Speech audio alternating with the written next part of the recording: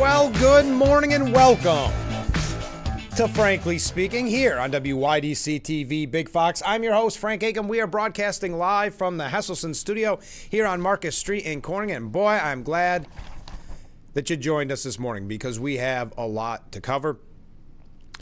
We have some updates, of course, on the Trump administration, on the Democrat Party and the uphill battle they're facing to kind of get their message out or what their message is. We'll be talking about that as well. But first, let's kick off the broadcast with viewer messages after yesterday's program. The viewer message part of our broadcast brought to you by Steuben Senior Services Fund, empowering seniors to age at home. This viewer writes in, just an afterthought.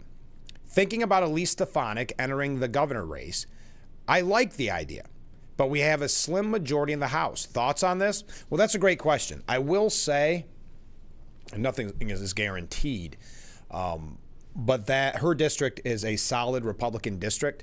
So I'm not sure we would lose a Republican in that district.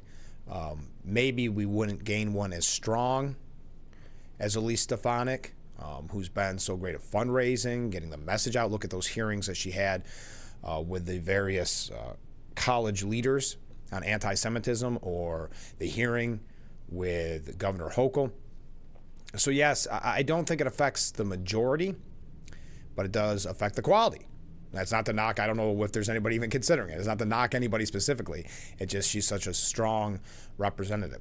But I also think a little bit of that is why she's taking so long to decide. It is being reported that she will not make her decision until November, because the problem is you put the majority aside, because, again, I think that's fine. I don't think we're losing a rep there, a Republican there. But having said that, you know, it's kind of happened to Lee Zeldin. You run. If you don't win, you're out of that gig. It's not like she can just step back and say, okay, I'm ready to get back. You can't run for both offices.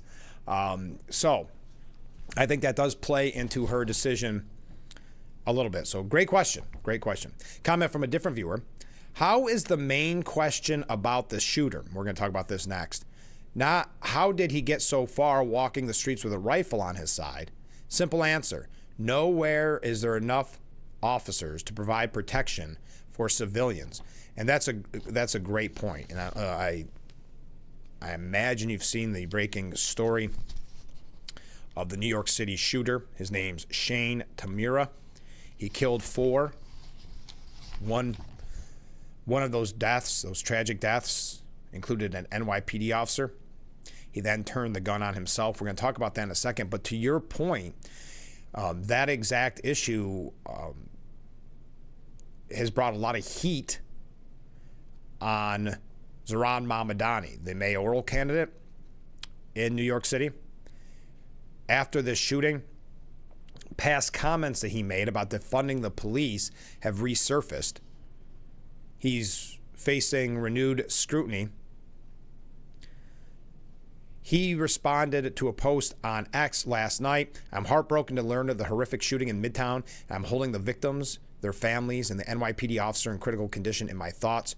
Grateful for all of our first responders on the ground.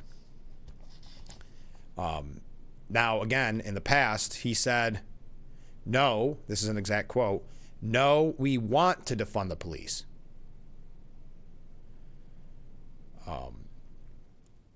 There's other ways that he put this numerous times, calling for defunding the police. Now those comments being resurfaced after the shooting. So to your point, yes, there is not enough protection on the streets in New York City, and there's a lot of reasons for that, or in really the whole state. This anti-police bias, the stress levels on the job. People aren't just taking up that profession as they once were. And when you look at a place like New York City with the sanctuary cities and specifically New York State in general, with Albany's push for bail reform, raise the age, all the things to tie the hands of police officers and coddle the criminals. Imagine if you're a police officer and you arrest someone for the 40th time and they're out again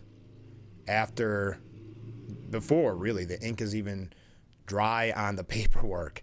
It's got to be very frustrating. But if you aren't aware, a 36-year-old married police officer, I think, did they say he had 2 children, one more on the way, and 3 other people were shot and killed by a crazed gunman who swarmed a Midtown skyscraper early yesterday evening, creating mayhem. He ultimately turned the gun on himself. The 27-year-old maniac, identified as Las Vegas resident Shane Tamura, barged into the 44-story building, which houses Blackstone and the NFL headquarters, armed with a rifle and opened fire at around 6:30 p.m. during the evening rush. Cops and law enforcement sources told the New York Post. Tamura, who authorities said had a documented mental health history but have not gone into the details on that, unleashed his rampage after setting foot in the lobby. Saying here that he fatally shot a woman who was hiding behind a pillar as he continued spraying the lobby of 345 Park Avenue with bullets. The lone gunman didn't stop there as he marched to the elevators and pumped a bullet into a security guard who took cover behind a desk, police said. This is coming from the New York Post. In a chilling moment of apparent mercy, the wacko spared the life of a woman who came face to face with the killer as she exited an elevator. I don't want to get into all the details because this is a breaking story. We're learning more, and we will learn more as the day unfolds. But again, 27-year-old man who drove across the country from Las Vegas to New York, dying of self-inflicted gunshot wounds to the chest. Now, they said he had a documented mental health history, but they are still investigating the motives for the attack. The FBI said the initial checks of internal systems have not revealed any information. He did have a suicide note in his pocket alleging that he suffered from CTE, a brain disease linked to head trauma. In the note, he asked that his brain be studied and wrote, "You can't go against NFL, they'll squash you." Multiple sources told CNN Tamura was a competitive football player in his youth. CTE is commonly associated with football players, and studies show that repetitive hits to the head can result in this disease. Now, the NFL offices are on the 5th floor of the office tower that he attacked, so there could be that connection. It seems to be that connection there.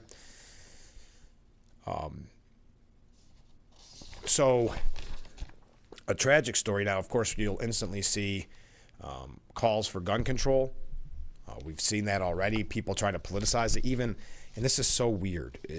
I know this seems to be a common trend on this program lately where we talk about this, where you see a tragedy, you see something shocking like this, instead of having a moment to grieve or to learn exactly what happened, those in the media, those in Washington tried to politicize it, or really bad scenarios where you have people who maybe even are famous or public figures who will just say horrific things online, like when the Texas flooding occurred, and you had that one pediatrician saying that basically, as long as they take out MAGA people, fine with it.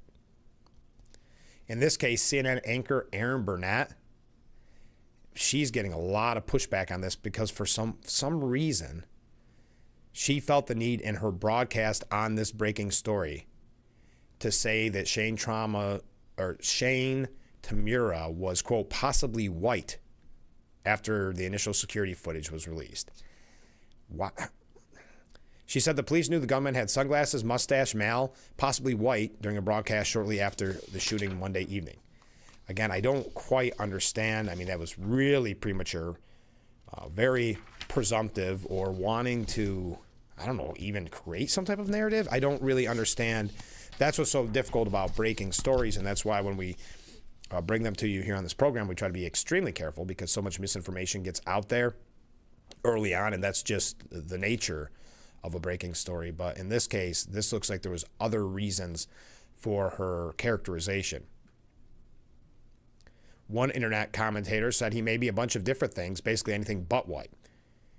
One commenter said CNN should be shut down. They have not reported a truthful story in what seems like forever. And I think this user had it perfect, that the suspect's race was, quote, irrelevant. It's so weird. So again, there was a note on his body. The speculation is it could have something to do with football, being that the NFL headquarters is there, and he's stating in his note that he had CTE. I don't know if this has been deemed, I know there's different ways to define attacks like this. If it's a terrorist attack, I don't think they have officially labeled it that, but I don't know how it couldn't be. The surviving victims appear to be an NFL employee, as the league's commissioner, Roger Goodell, told staffers in a letter that one of their own had been seriously injured in the shooting. Now, interestingly enough, Tamura was a security guard at a Las Vegas casino. But back in his high school days in California, he was described as a standout football player. But he did. They're reporting that Jessica Tisch, the NYPD commissioner, did say that there's documented mental health history there, which is interesting because I think he had a concealed carry. And, I mean, he was a security guard in Las Vegas, so it doesn't seem... I would like to know what exactly that means. And, again, breaking story, so we'll learn more as the morning unfolds. Senator John Kennedy, and feel free to weigh in on this. We're just going to start the program with this breaking story, but we have a lot to get to this morning, so we will move on. Of course, our thoughts and prayers are with the victims and their families in this horrific time, in this senseless shooting in New York City. Senator John Kennedy dismissed the idea of tightening up gun laws in response to this. And this is what always happens when something horrific like this occurs. Instantly, politicians on the right are asked, should there be more gun control laws?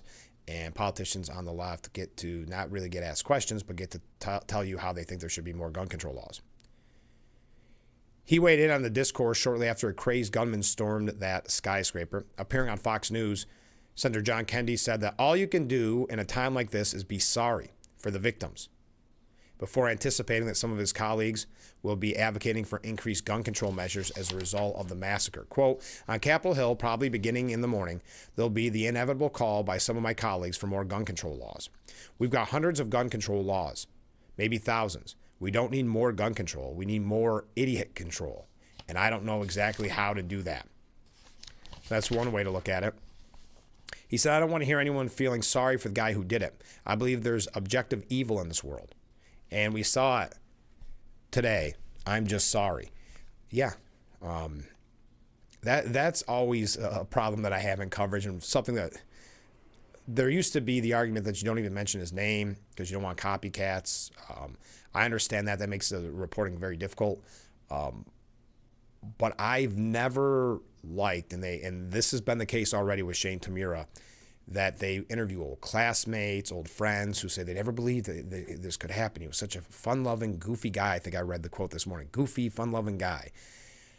To humanize objective evil, to use Senator Kennedy's word, I don't think is necessary reporting or reporting at face value. He said the other thing that, frankly, New York's going to have to face is the issue of whether we should bring back more aggressive stop and frisk, which is a perfectly legal law enforcement tactic. Yes, we know in the city there has been such a push to defund the police, to attack the police in any instance that they can, and in the state in general. How many times have we talked about it? We talked about it with the Sheriff Allard last week. Was it last week? Yeah. And talked about it with so many in the past on this program, with the laws that come out of Albany that are just attacks on our law enforcement, our brave law enforcement heroes. Elsewhere, Hakeem Jeffries spoke out about the tragic and horrifying mass shooting, saying the murder of a brave New York City police officer and several innocent civilians is tragic and horrifying. We mourn the loss and stand with the families during this time of need. Our prayers and gratitude are also with those heroic law enforcement officers and first responders who put their lives on the line and selflessly rushed to the scene to save others. Mass shootings are a plague. The gun violence epidemic continues to afflict our country and now has shattered lives in our great city. The time has come for decisive action. So you can see, read between the lines there, that Hakeem Jeffries calling for a look into some form of gun control. So there are your updates of what we know this morning. More information will come out as the day unfolds. If you want to continue to talk about that, please feel free to weigh in. We're going to move on because there are other breaking stories, like a lot of breaking stories yesterday across the board, and we're going to try to get to as many of them as we possibly can, but just running a tad bit late this morning. Stay with us. Keep those waves, keep those comments coming in, and we'll be right back with Frankly Speaking here on WYDC TV, Big Fox.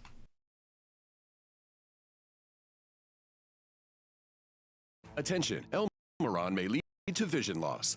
If you have suffered vision problems after taking Elmeron to treat bladder pain, call the Hearn Law Firm. Elmeron may be responsible for your vision problems, and you may deserve compensation for your injuries. If you took Elmeron and now have vision problems, call the Hearn Law Firm at 888-308-3866 right now. You could find out if you qualify in less than 2 minutes. Call 888-308-3866 for your free case review. Harder makes it hard to keep your home looking like the work of art you've always envisioned it would be. Culligan softeners reduce hard water buildup and your cleaning time, transforming every drop, every splash, every rinse into the fine art of a long-lasting clean. With a Culligan water softener, revel in the breathtaking beauty of your home, just the way you've always pictured it. Culligan, water you love. What better way to start or end every day than relaxing in your very own Hesselson's hot tub? Massage therapy, relaxation, stress reliever, pain management, soothing muscles, or just spending time with a loved one.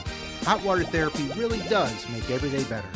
Hesselson's has been a part of this great community for over 70 years, still being locally owned and operated. So make the drive to Hesselson's and start making your path to a better life today. And after 70 years, it's still fun to poke in the corners at Hesselson's. Steuben County Office for the Aging will be hosting a public hearing on Thursday, September 18th at First Presbyterian Church in Bath. This hearing is to review the 2026 Annual Implementation Plan for the Older Americans Act and the Steuben County Office for the Aging. This public hearing will take place at 9 a.m. on Thursday, September 18th in the Fellowship Hall of the First Presbyterian Church in Bath. Copies of the plan will be available at the Office for the Aging.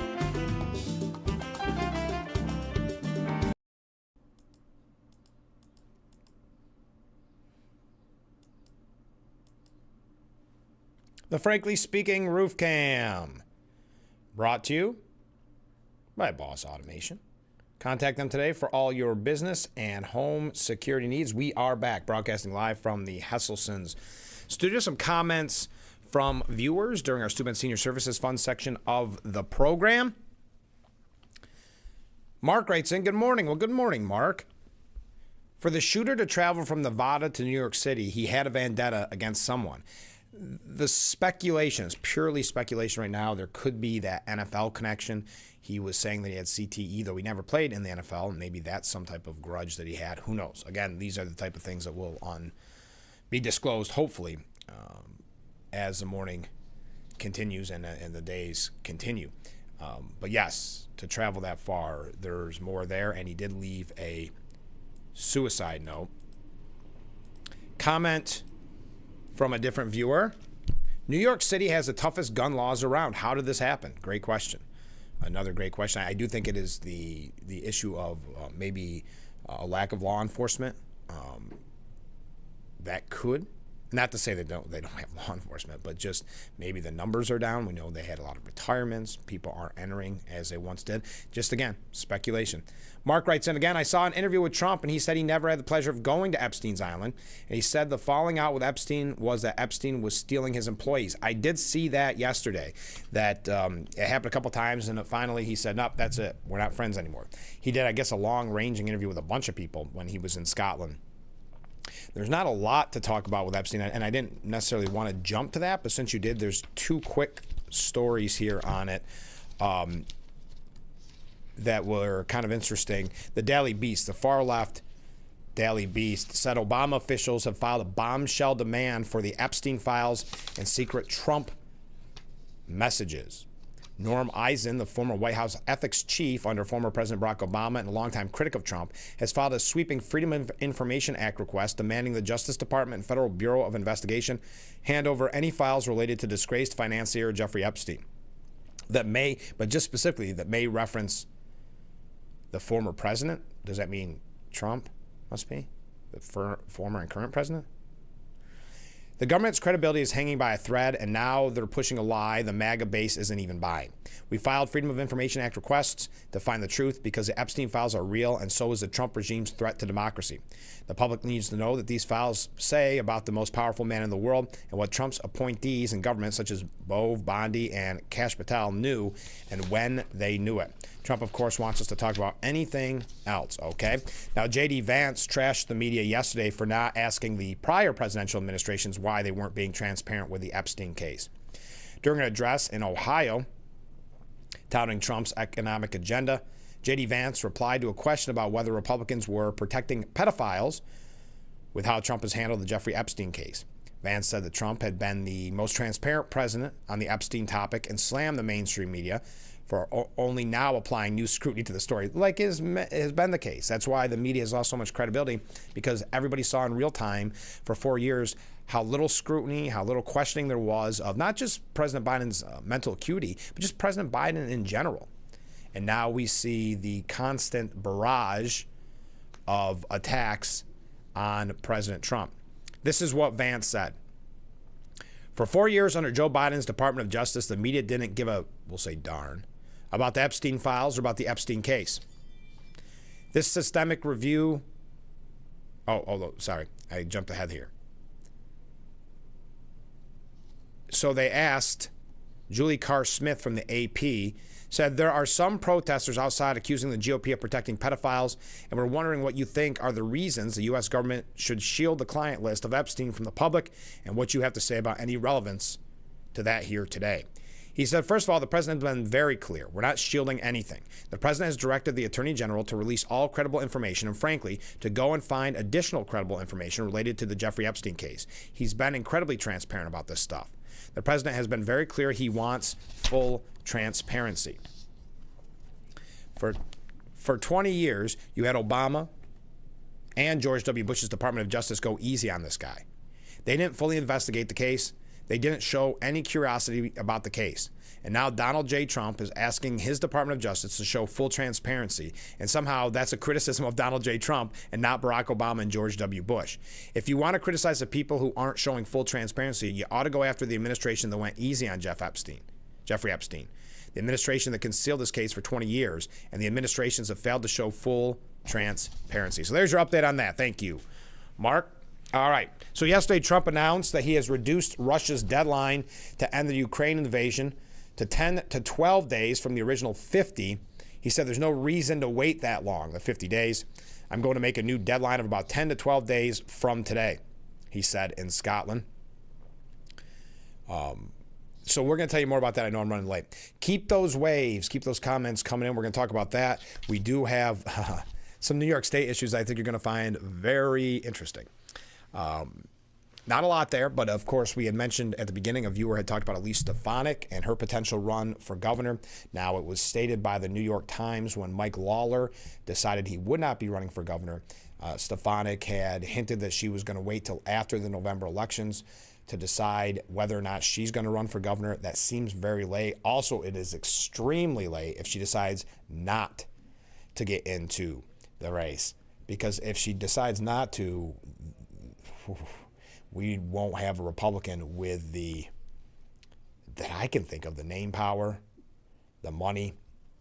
So if she waits until November, and I've heard no speculations of this, but if she waits until, because she did say originally that it's not a matter of if, it's a matter of when she'll announce her run for governor. So it just makes you nervous to think about what could happen going from a very strong candidate like Elise Stefanik, that if she decided not to, what that would mean waiting till November, and who would step up to fill that gap. And I'm not sure we have those with a name recognition that could do it in that short amount of time. But that's just having a little mental mind game right there. But we do have an update on Stefanik, an update on Hochul, some other New York State issues as well. So stay with us. We'll be right back with Frankly Speaking here on WYDC TV, Big Fox.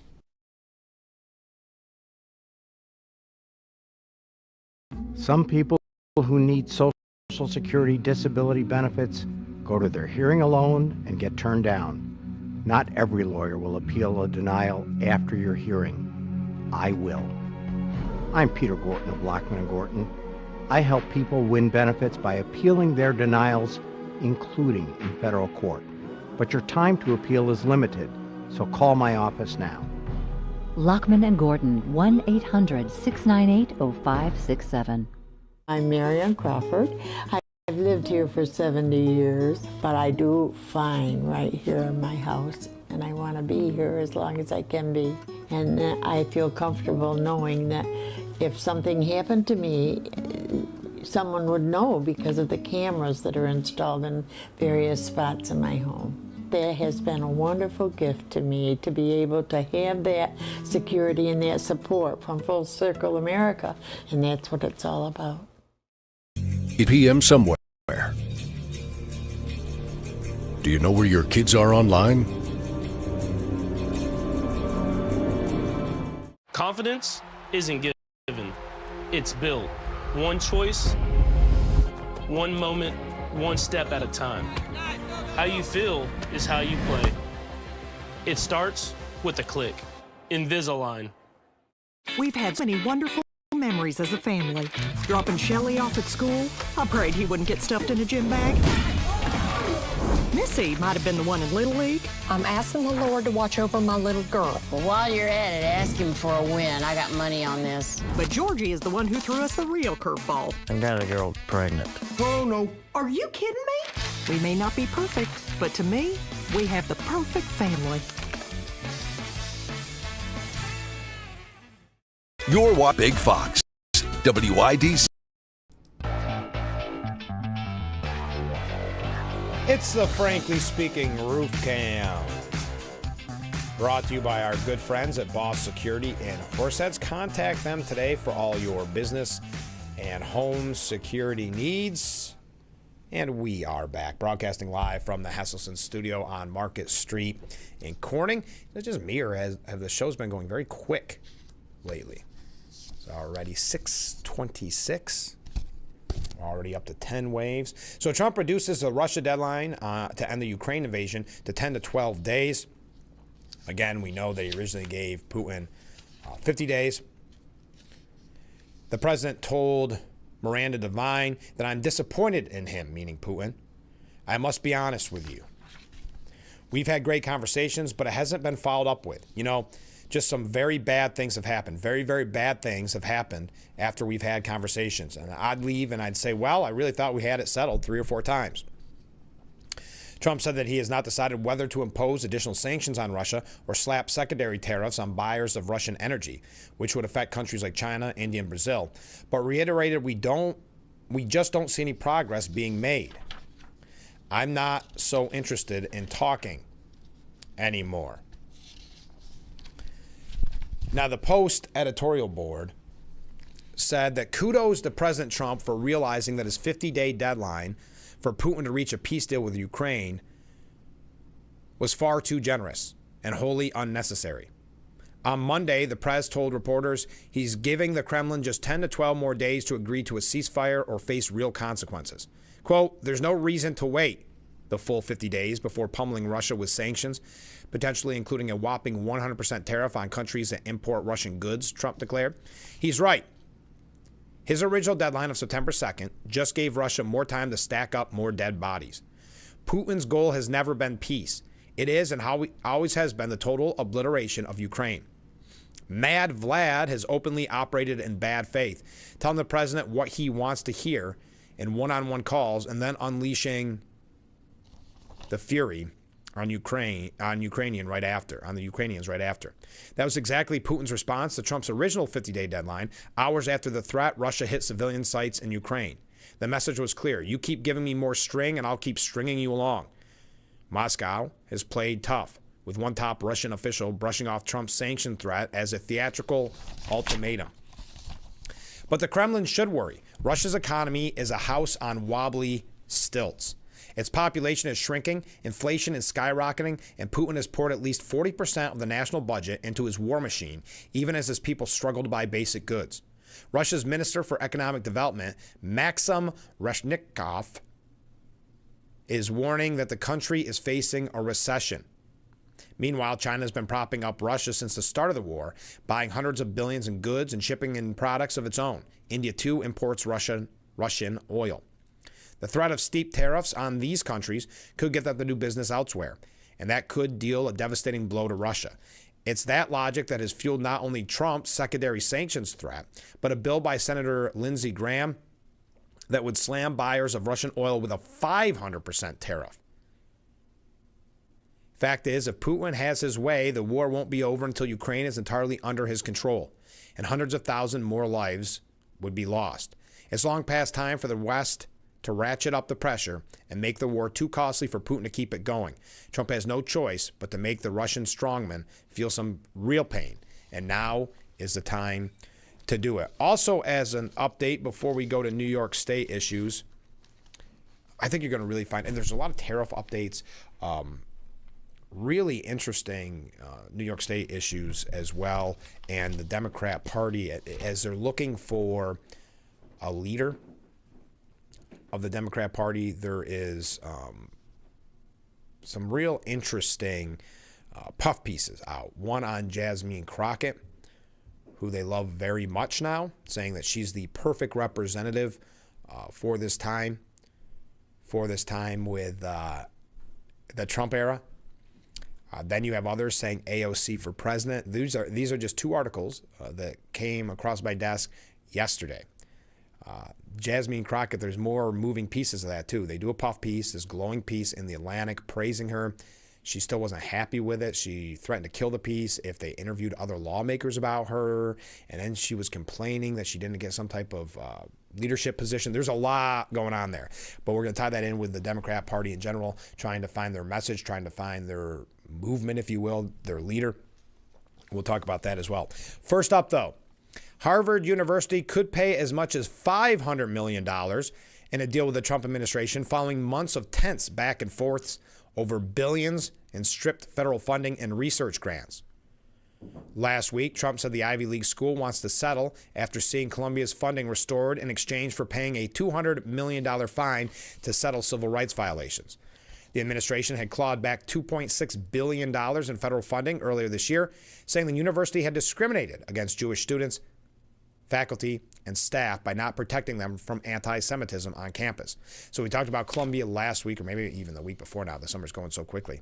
But $200 million fine to Columbia. At that time, we had reported that made Harvard kind of interested in start doing some dealing, because we know originally the president of Harvard said, nope, I'm willing to take a pay cut to stand with the anti-Semitic protesters. Now they're realizing that maybe clawing back that $2.6 billion in funding, maybe there's easier ways to go about this. The specific terms in the ongoing negotiations were not immediately made clear by either side, nor a timeline given. Trump said in June that the government could forge ahead with Harvard over the next week or so.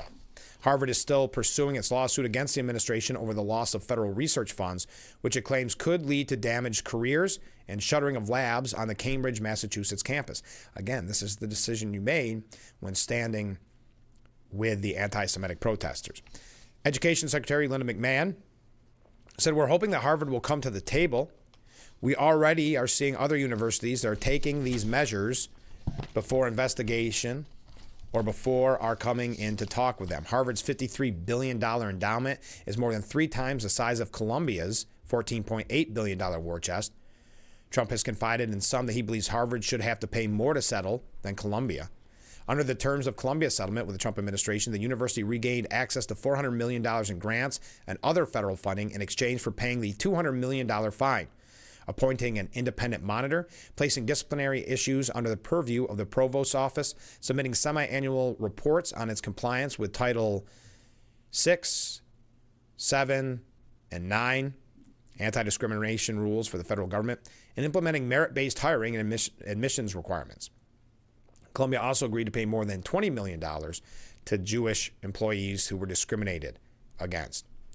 Harvard officials were reportedly put off by Columbia's agreement to appoint an independent monitor, viewing it as a potential threat to academic freedom and a possible red line in any settlement agreement, according to the New York Times. So that's just a quick update.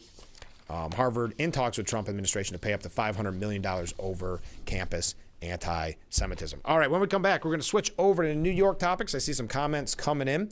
We'll be reading those comments as well. So stay with us. We've covered a lot this morning. We're going to continue to do so, so don't go anywhere. This is Frankly Speaking on WYDC TV, Big Fox.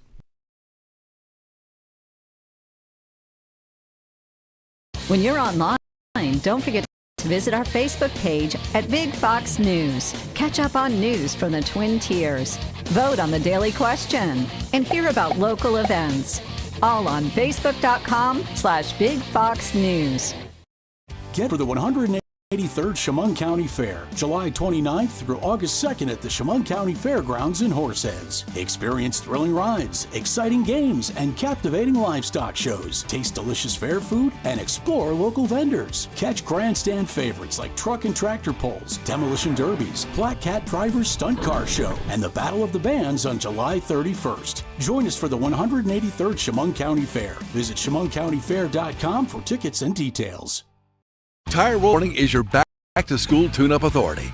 Family service you can trust. Save big on all brand name tires, suspensions, oil changes, inspections, tune-ups, and exhaust. We give you peace of mind this school season. Your car, your kid's car, your off-to-college car. We have all kinds of tires for all kinds of vehicles. We love tires. We love maintaining your vehicles. I would highly recommend them. We came in, 5 minutes, we're in and out. Get the job done right the first time. Tire World of Corning, family service you can trust.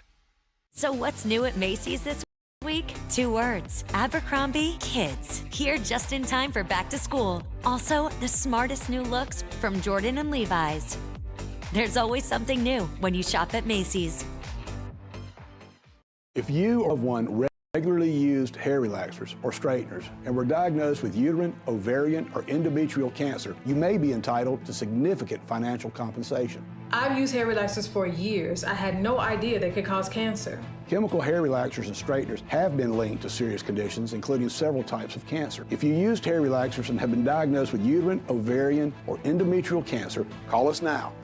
There's no fee unless we win your case. Call.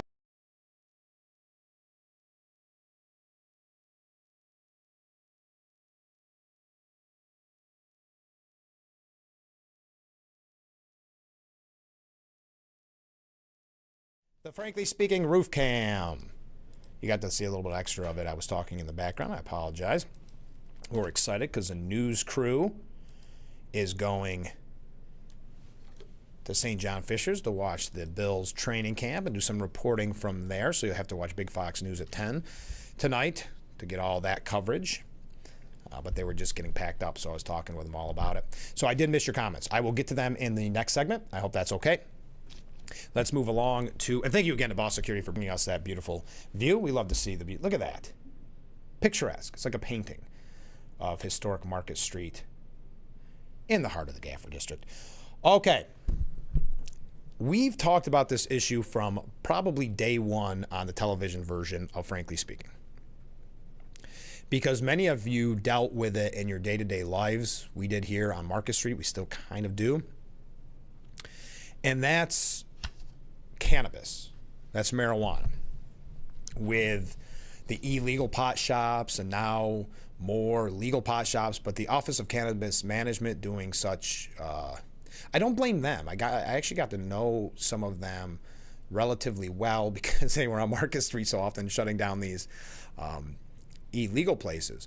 But they're just doing their job, but they were so understaffed. This whole office was never, it was like the Wild Wild West. You know, say it's going to be legal because they want that revenue coming in, and they were not prepared. They didn't look at how other states had handled it. So they handled it very, very poorly, as is normally the case for New York. Well, people had started to say they finally cleaned up their act. It's starting to go a little bit better. There's more of the legal stores opening up, which is more regulated.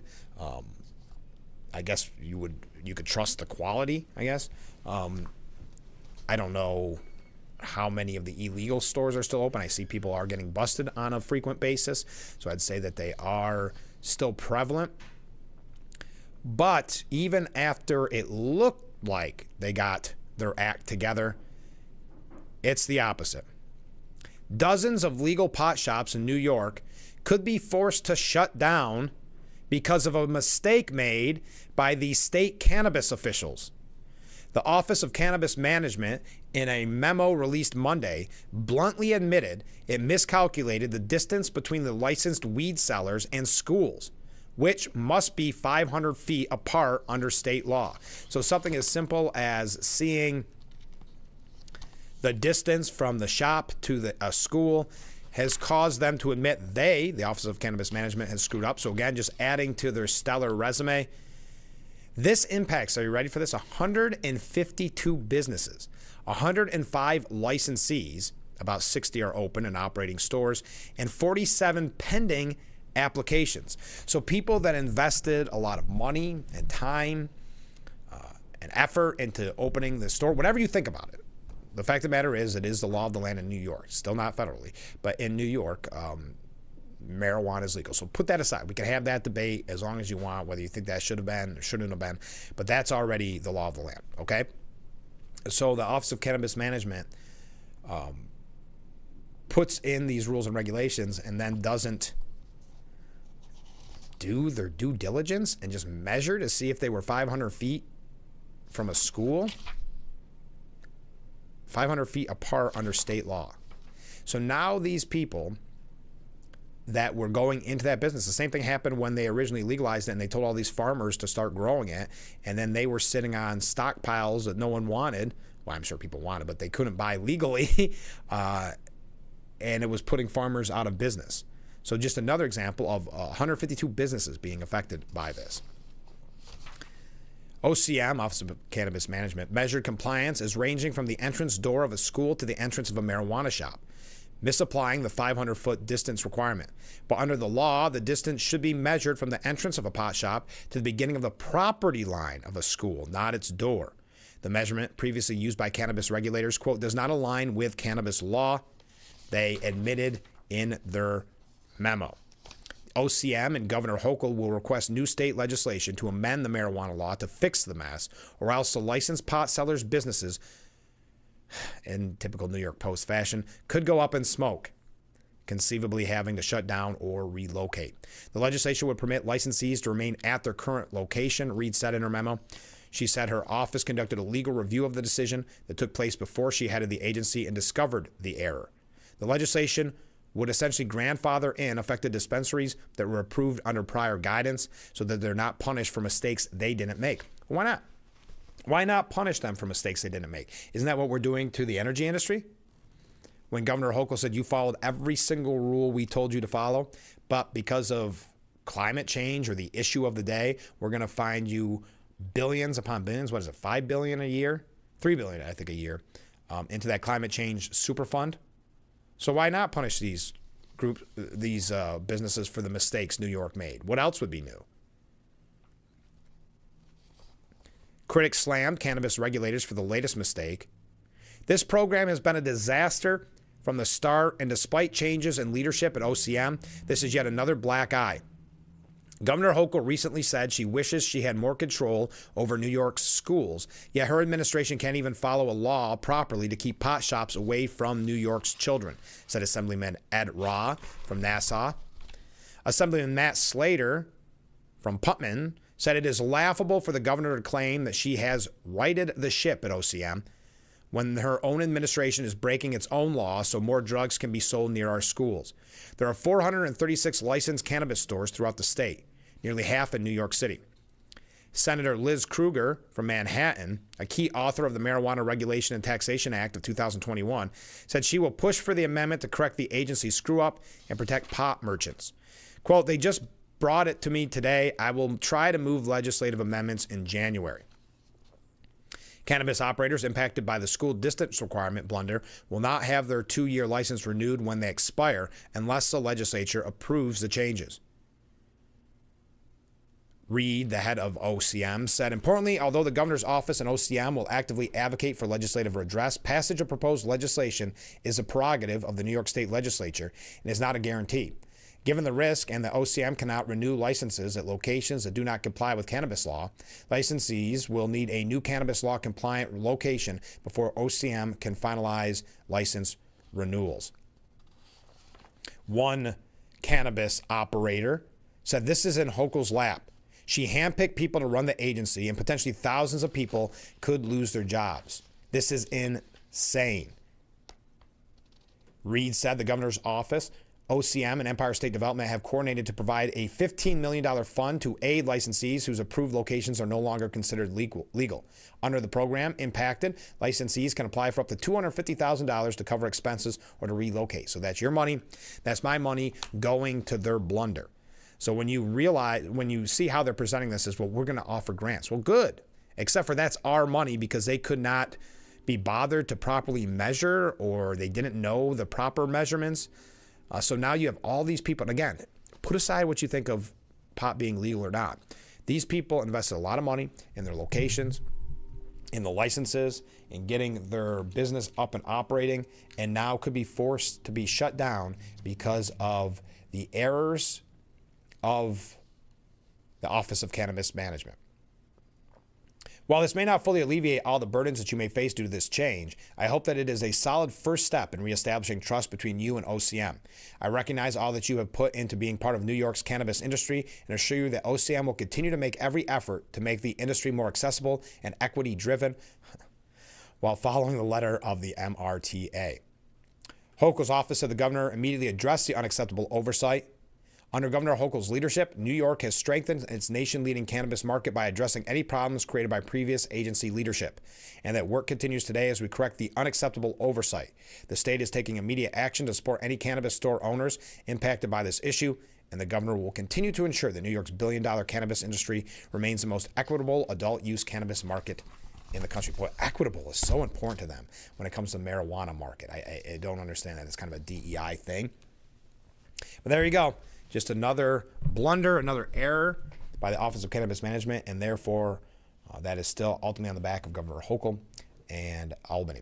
We've got another update on Governor Hochul as well. Your thoughts on that? Another example of how we're not friendly to businesses, no matter what you think that business is or what your feelings on that business is. We got to take a short break. Stay with us. We'll be right back with Frankly Speaking here on WYDC TV, Big Fox.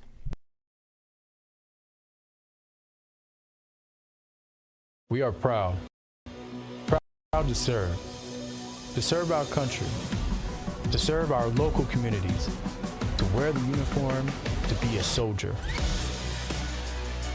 to serve abroad when and where duty calls. We are ready to stand with our brothers and sisters to defend, to serve, to fight. We're always ready, we're always there. We are the New York Army National Guard. When you're online, don't forget to visit our Facebook page at Big Fox News. Catch up on news from the Twin Tiers. Vote on the daily question and hear about local events. All on Facebook.com/Big Fox News. Confidence isn't given, it's built. One choice, one moment, one step at a time. How you feel is how you play. It starts with a click. Invisalign. An albino buffalo was born. Nearly 500 kilos of cocaine has been seized in a bust. Thousands lined the pier at Seneca Harbor. Race weekend brought thousands to Watkins Glen International. Hundreds and horseheads joined other cities around the country on Saturday for the No Kings protest. Day one of the National Glider Competition. Severe flooding has caused major disruptions in parts of Steuben County. Throughout the year, prison reform has become a priority around New York State.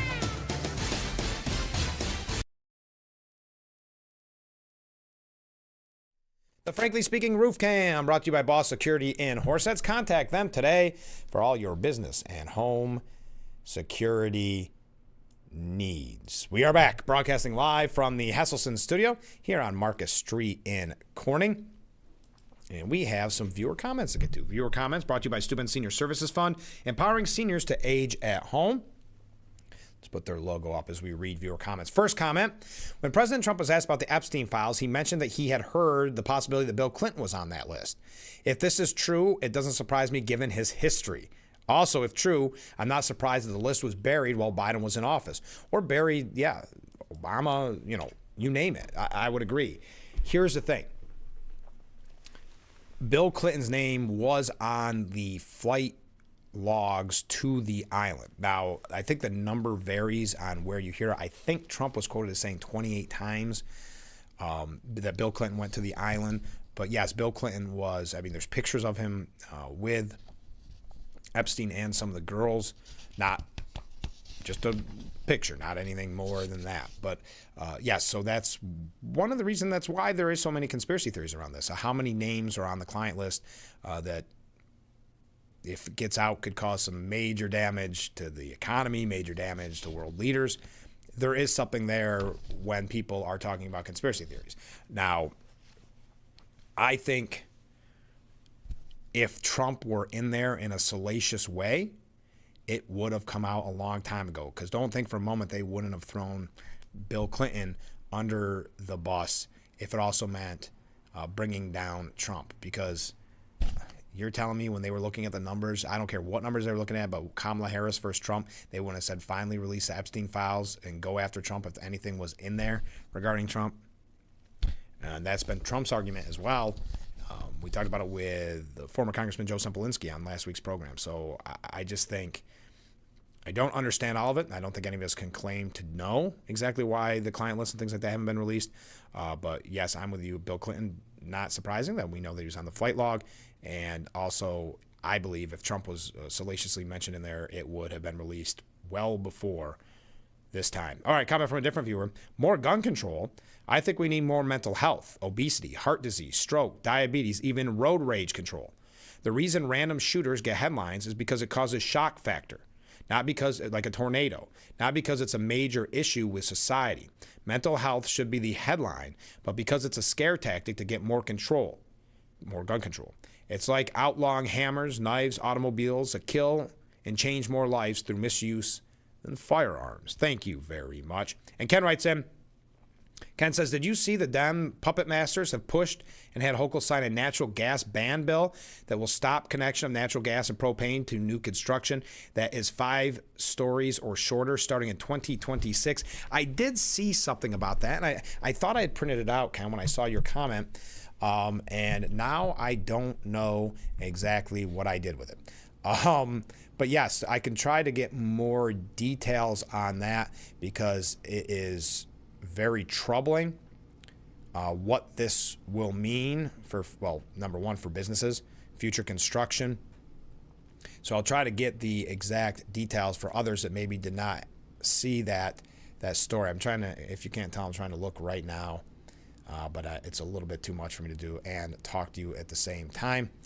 So we'll see what we can find on that coming up in a little bit, which actually I'm already running late, so I could take a quick commercial break and get ready. Yes, we better. To wrap up hour number 1, stay with us. Keep those waves, keep those comments coming in, and we'll be right back.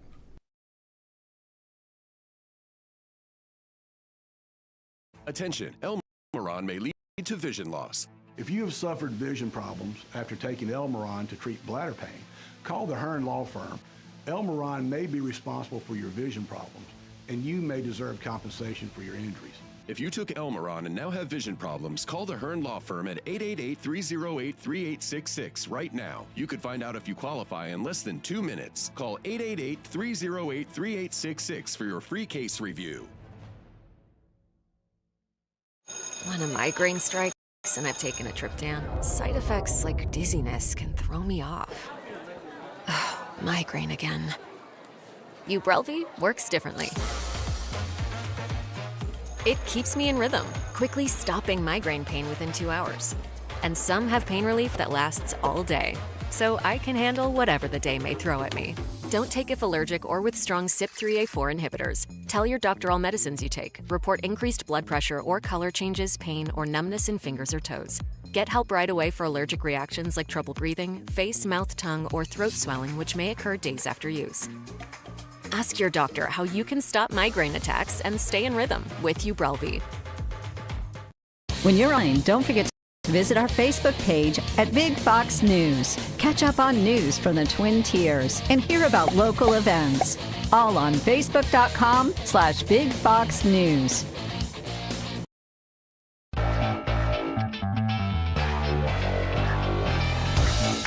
The Frankly Speaking Roof Cam, brought to you by Boss Security in Horseheads. Contact them today for all your business and home security needs. We are back broadcasting live from the Hesselson's studio. So according to the National Association of Home Builders, and this is in reference, I wanted to get you more specifics of it, that Ken sent us, the federal court for the Northern District of New York upheld New York State's gas ban legislation.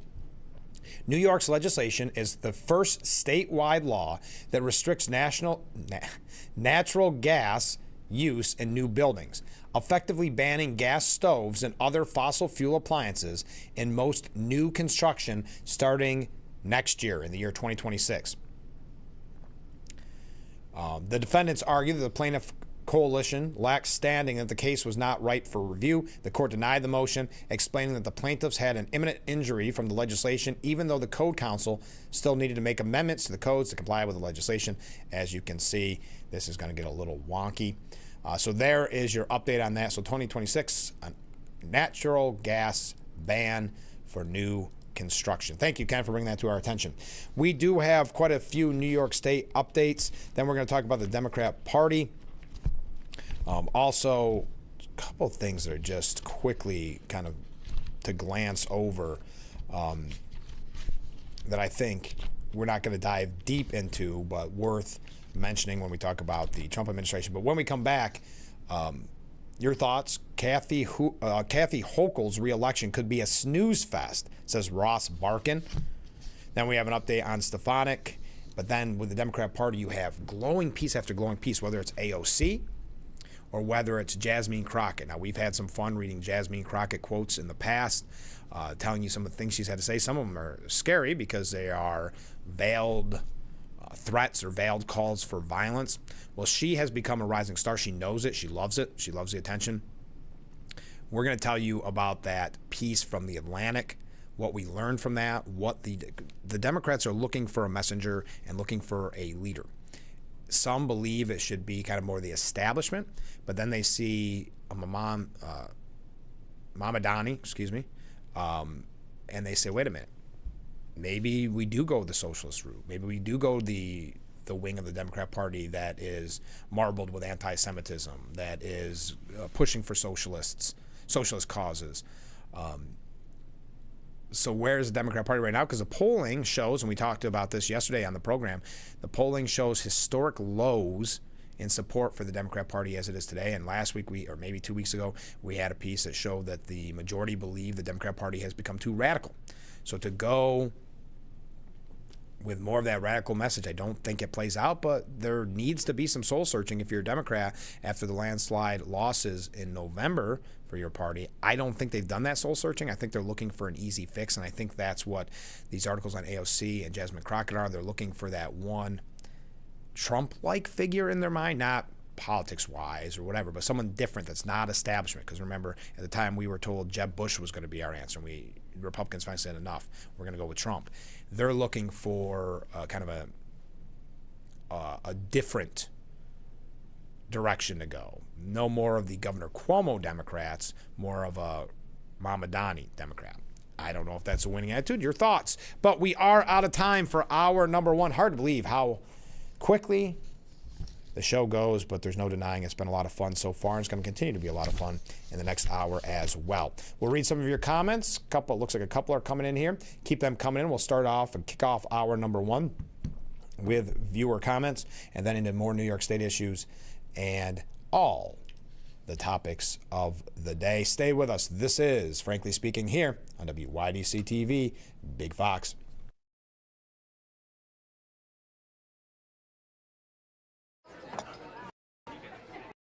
You've been putting back a few, and a few becomes a few too many. For a moment, you think about calling for a ride. Nah, you live nearby.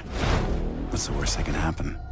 You get pulled over, your insurance goes up, you lose your license, you total your car, you kill someone. Going to go to the gym? The health club is not an option?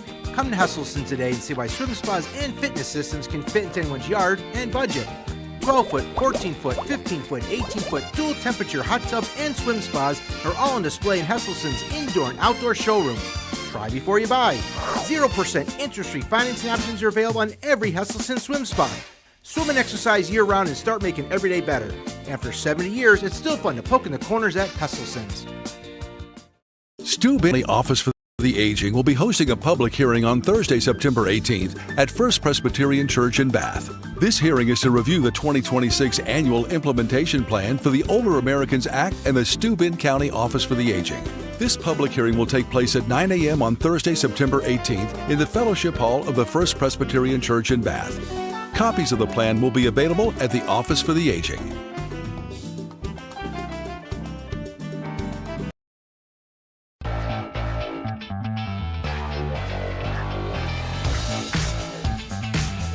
Hour number 2 of Frankly Speaking. Thank you so much for joining us this morning. I'm your host, Frank Acom. We are broadcasting live and proudly from the Hesselson's studio. We've covered a lot already this morning, and you can weigh in on any of the issues of the day. We're talking about the tragedy in New York City where a shooter killed 4, including an NYPD officer, before ultimately turning the gun on himself. We talked about that in depth at the beginning of the program. We're still, as a breaking story, we are still learning a lot about it. There looks to be a suicide note, and there could be some connection there with his former football playing and that being the headquarters for the NFL. So there's a lot of moving pieces there. We'll try to keep you updated if we hear anything else. So let's go through some viewer comments. All right, I see some more coming in here at the last minute. But again, because it's a breaking story, I don't like to dive too much into it because it raises so many more questions than answers, right? We try to give you the facts that we have at hand, but not necessarily want to speculate on what could be the cause or the motive or really what unfolded until we get all the information out. Now, we do know that he traveled from Vegas all the way to New York City to carry out the attack. So I believe it was Mark who said earlier, it seems like there is some type of vengeance there for somebody. Yes, it seems that, but again, it's all speculation at this point. Okay, viewer comments during the Steuben Senior Services Fund section of our program where we read viewer comments. So how appropriate. First up, this gas ban shows just how much the Democrats embrace socialism. It is far too invasive, far too much government control. Yes, it's that heavy-handedness. It is Governor Hochul's look at the Climate Change Superfund, where you're punishing businesses after the fact. When they jumped through all the red tape, they followed all the rules that the New York put in front of them. And because Governor Hochul wants to virtue signal and show that she cares the most about global warming or climate change, she's retroactively fining them billions of dollars for a climate change superfund. Or in this case, again, to virtue signal, banning natural gas in new construction projects by next year. Comment from a different viewer. Weed is legal in New York, but it's regulated to death. As long as this type of government control exists, the black market will thrive. Yes, that's a great example of supply and demand, right? They put so many rules and regulations on it and taxes on it. And now we see the rules and regulations, and you might have followed those to the T as well and get approval, spend all that money to renovate your new weed business, and now you may need to close down because a bureaucratic agency screwed up. Comment from a different viewer. What business is on the 33rd floor of the building in New York City where the shooter went? Was this a lone wolf or a trial run? I haven't heard anything more about it being some type of terrorist attack or anything like that. I don't know. That's why it's so early in I hadn't even heard it was on the 33rd floor. I didn't know. I don't know what that is. I don't. That's why it's so early in the breaking story. If we hear anything more about the specifics on that, we'll let you know. But I don't think, as far as I know, they've done a press conference this early in the morning yet. They normally don't. The last update I've seen, at least from the New York Post and CNN, was about the note pointing to the possible motive. That looked like there could be a football-related motive there. But we'll continue to update you. Comment from a different viewer. Mark writes in, let me try again. What's Hochul going to do when Trump opens up all phosphate fuels? I believe he could force fracking in New York State because he wants to open up all fuels, even, quote, big, beautiful Coal. Yes. It was interesting to me. I know, unless Stefanik gets in there, or whoever on the Republican side gets in there, we're not going to have fracking. But boy, could you think of how great that would be for us if there could be fracking in New York? Think of our friends, our brothers and sisters in Pennsylvania who made out so wonderfully as we sat on that potential to frack. Okay, speaking of Governor Hochul, after many months of speculation, the contenders for next year's gubernatorial race appear to be finalized. And according to Ross Barkman, Kathy Hochul's re-election could be a snooze fest. She'll face her old Lieutenant Governor, Antonio Delgado, in a Democrat primary. And assuming she wins there, Elise Stefanik, the high-profile Republican congresswoman who seems intent on running, will probably be her general election opponent. As of now, Hochul must be considered a strong favorite in both races. A year ago or so, that might not have been a controversial statement, but there are reasons to doubt Hochul will falter in 2026. Isn't it interesting? So Stefanik has not even announced, and they're already putting out the pieces as suggesting it would be easy for Hochul to beat Stefanik. This is one of those very good examples of them wanting to already take the wind out of your sails, already telling you, well, it's a lost cause. Because we had that one poll, this was quite a few months ago, but the one poll that showed that even though she hadn't declared yet, Stefanik was within 1 or 2 points of Governor Hochul, and she hadn't even declared, hadn't even started campaigning. So to suggest that it's all over but the shouting is laughable. But again, this is designed, and this happens so often, whether it's presidential. Remember how many times we heard, oh, the best thing that could ever happen to Hillary Clinton is if you guys nominate Trump, trying to really knock you from voting Trump, wanting to discourage you. Same here. Oh, wow. She's a clear favorite. If it's Stefanik, wow, clear favorite. Well, name someone else in the Republican Party with better name recognition, better at fundraising, that could run against Hochul. I can't think of anybody that lives in New York State that, not to mention, there's a reason that this piece comes out because they're a little nervous, they're a little scared. Hochul is not a good campaigner. Hochul would get destroyed in debate by at least Stefanik, because we saw that already at the congressional hearing. If you want to know the case, we already saw kind of a preempt or a pregame on that. So this is a laughable argument. Governor Hochul is not even a very much liked candidate. Many Democrats, if you look at the recent polls, wished they had somebody else in there. Remember, she was never intended to be governor. She was going to be lieutenant governor, and then Cuomo became disgraced, former Governor Cuomo, and she stepped in there. She's not ready for that position. She would not have won that if that scenario didn't play out exactly like it had. But I'll continue. Before Delgado became her opponent, Richie Torres, a young Bronx congressman, was making a great deal of noise about running. Torres, a canny Democrat who was a fierce supporter of Israel, began to understand what lay ahead if he ran against Hochul, however. Wisely, in terms of his political future and risking his House seat, he decided to pass on the race. Insurgent statewide primaries are rarely successful. Governors have enormous fundraising and name recognition advantages. Hochul crushed her primary challengers, Jumaane Williams and Tom Suozzi, in 2022, and Andrew Cuomo easily swatted aside progressive opponents in 2014 and 2018. Delgado is hoping to run at Hochul from the left and take advantage of the brand new statewide public matching fund system. Hochul, who has banked $17.5 million, may or may not participate in that system, and Delgado will attempt to. Right now, he only has a little over $1 million in his war chest. But Delgado, a former Hudson Valley congressman, has little name recognition beyond his old district. He left a minimal public imprint as lieutenant governor.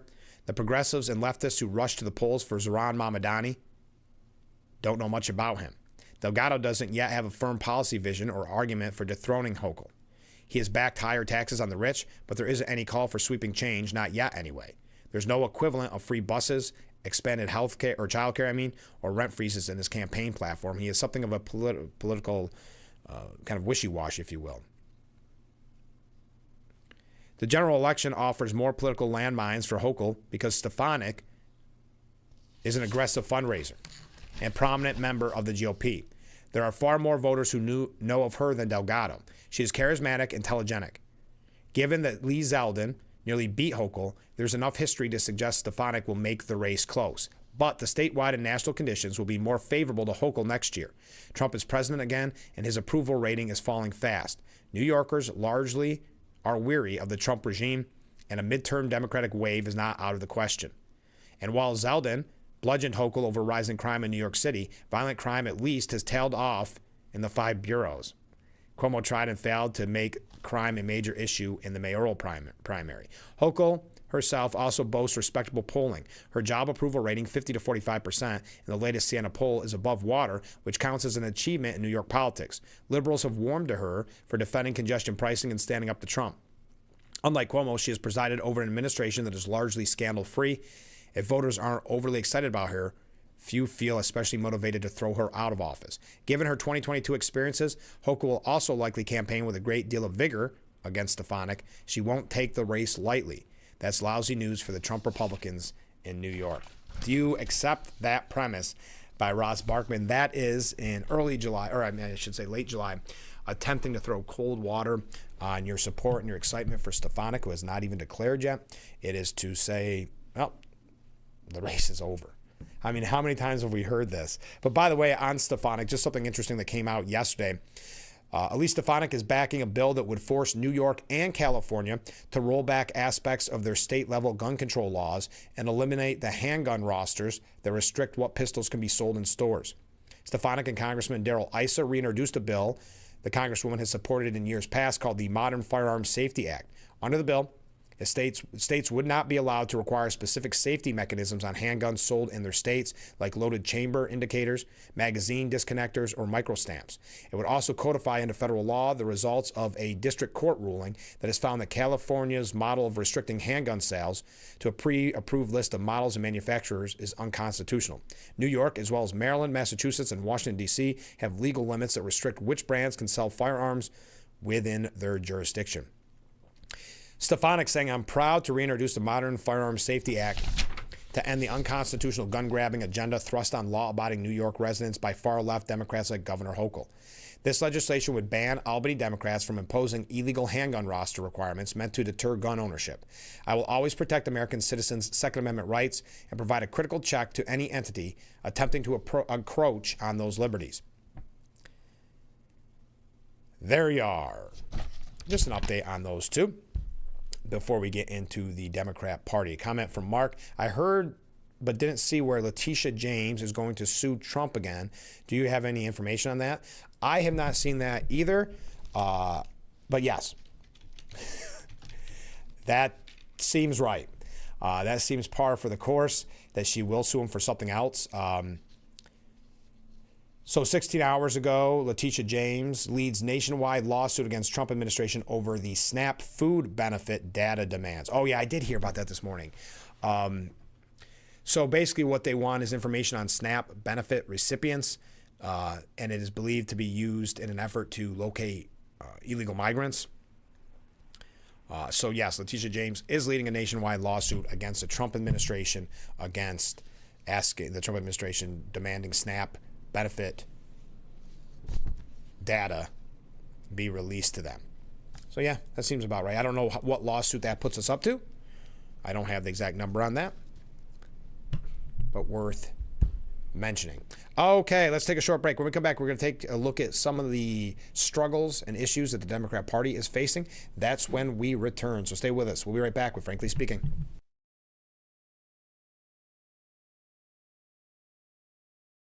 It's 10 p.m. somewhere. Do you know where your kids are online? Get ready for the 183rd Chemung County Fair, July 29th through August 2nd at the Chemung County Fairgrounds in Horseheads. Experience thrilling rides, exciting games, and captivating livestock shows. Taste delicious fair food and explore local vendors. Catch grandstand favorites like truck and tractor pulls, demolition derbies, Black Cat Drivers Stunt Car Show, and the Battle of the Bands on July 31st. Join us for the 183rd Chemung County Fair. Visit ChemungCountyFair.com for tickets and details. When a migraine strikes and I've taken a trip down, side effects like dizziness can throw me off.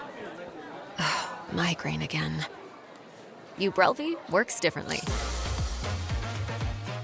It keeps me in rhythm, quickly stopping migraine pain within 2 hours. And some have pain relief that lasts all day, so I can handle whatever the day may throw at me. Don't take if allergic or with strong CYP3A4 inhibitors. Tell your doctor all medicines you take. Report increased blood pressure or color changes, pain, or numbness in fingers or toes. Get help right away for allergic reactions like trouble breathing, face, mouth, tongue, or throat swelling, which may occur days after use. Ask your doctor how you can stop migraine attacks and stay in rhythm with Ubrelvy. Your Big Fox, WYDC TV, Elmira Corning. If you have one regularly used hair relaxers or straighteners and were diagnosed with uterine, ovarian, or endometrial cancer, you may be entitled to significant financial compensation. I've used hair relaxers for years. I had no idea they could cause cancer. Chemical hair relaxers and straighteners have been linked to serious conditions, including several types of cancer. If you used hair relaxers and have been diagnosed with uterine, ovarian, or endometrial cancer, call us now. There's no fee unless we win your case. Call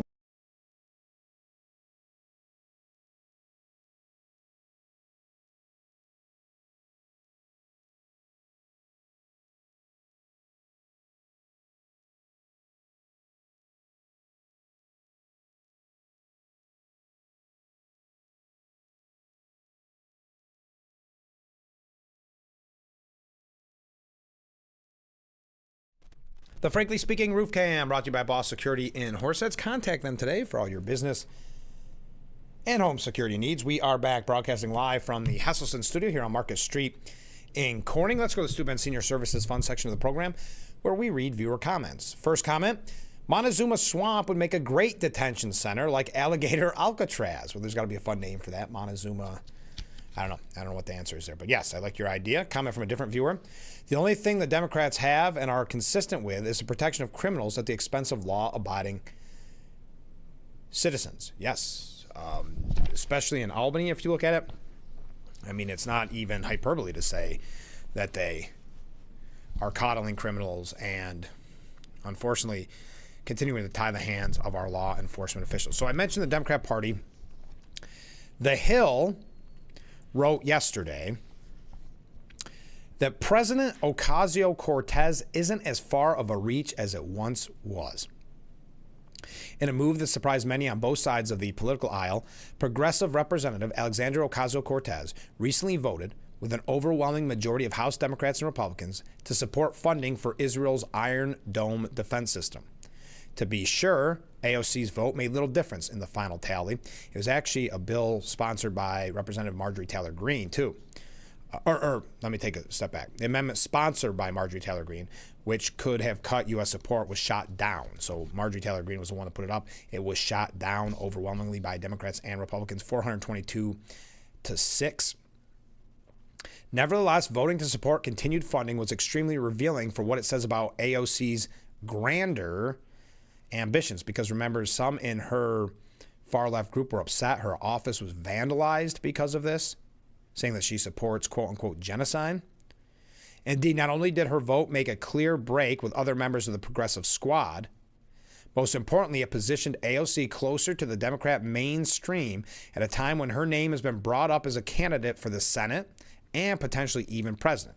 Now, we know many people in the party, because of Chuck Schumer's kind of lack of leadership and not really knowing how to, and this is in the Democrats' mind, not knowing how to handle Trump or attack in an appropriate way the Trump administration. So they're saying that they want her to primary or at least run for that seat. I don't know if Chuck Schumer plans on running again. You would assume so, but you never know.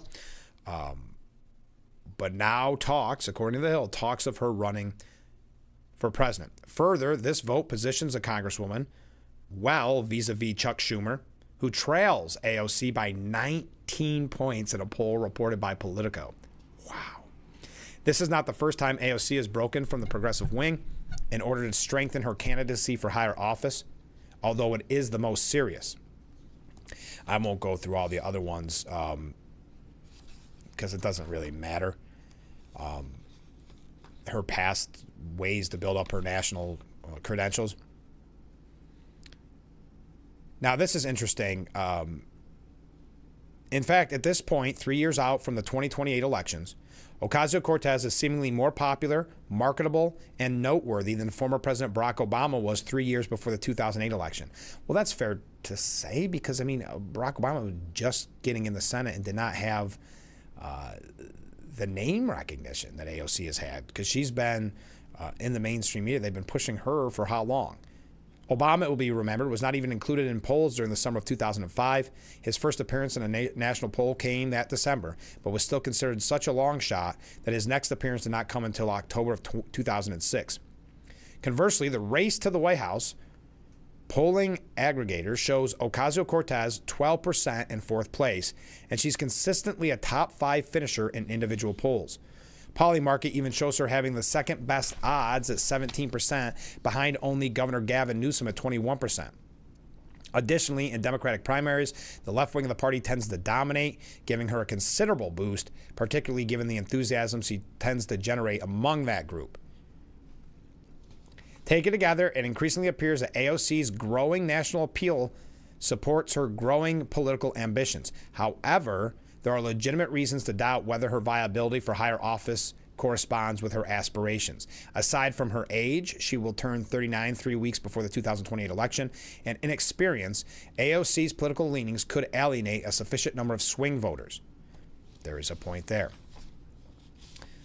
Ultimately, the prospect of AOC becoming Democrats' 2028 presidential nominee is not out of the realm of reason and even looks considerably more plausible than it did just 1 year ago. That is according to Douglas Schoen.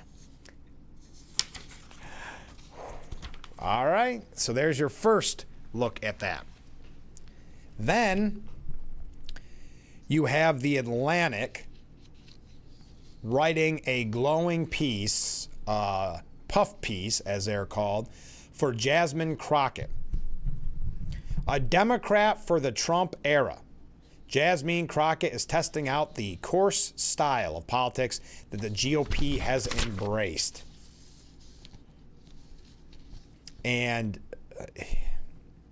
in poll after poll since Donald Trump's election, Democrat voters said they want a fighter, and Crockett is a fighter. So they write this glowing piece on her. They praising her, showing her to be some rising star. And we've seen her. She likes to cuss. We've quoted some of her stuff in the past. So they're going to write this glowing piece. She tried actually shutting down the reporter for this piece because the reporter was asking lawmakers about her for what was ultimately going to be a friendly profile. Jasmine Crockett lashed out at an Atlantic magazine reporter last week after the journalist had the audacity to reach out to other House lawmakers as part of a profile on the far-left congresswoman. Do you imagine that? You know it's going to be a glowing piece because it's from the Atlantic. You know they're doing this to build you up and give you even more national attention, and you want it specifically your way, so you don't want anybody asked about you. 4 days before the story was published, Crockett called me to express frustration that I had reached out to so many House members without telling her first. What about freedom of the press? Isn't this the party that always talks about freedom of the press? Now you're trying to shut down an article because you didn't want other people asked about you? She told me, shutting down the profile and revoking all permission. It's unclear how Crockett intended to shut down the profile or why she fumed over the reporter contacting other lawmakers, which is standard journalistic practice. She's probably afraid people don't like her, or probably afraid that something out of what was going to be a glowing piece, a praising piece, what if one negative thing was in there? Apparently too thin-skinned to handle it. Crockett's office did not respond to a request for comment.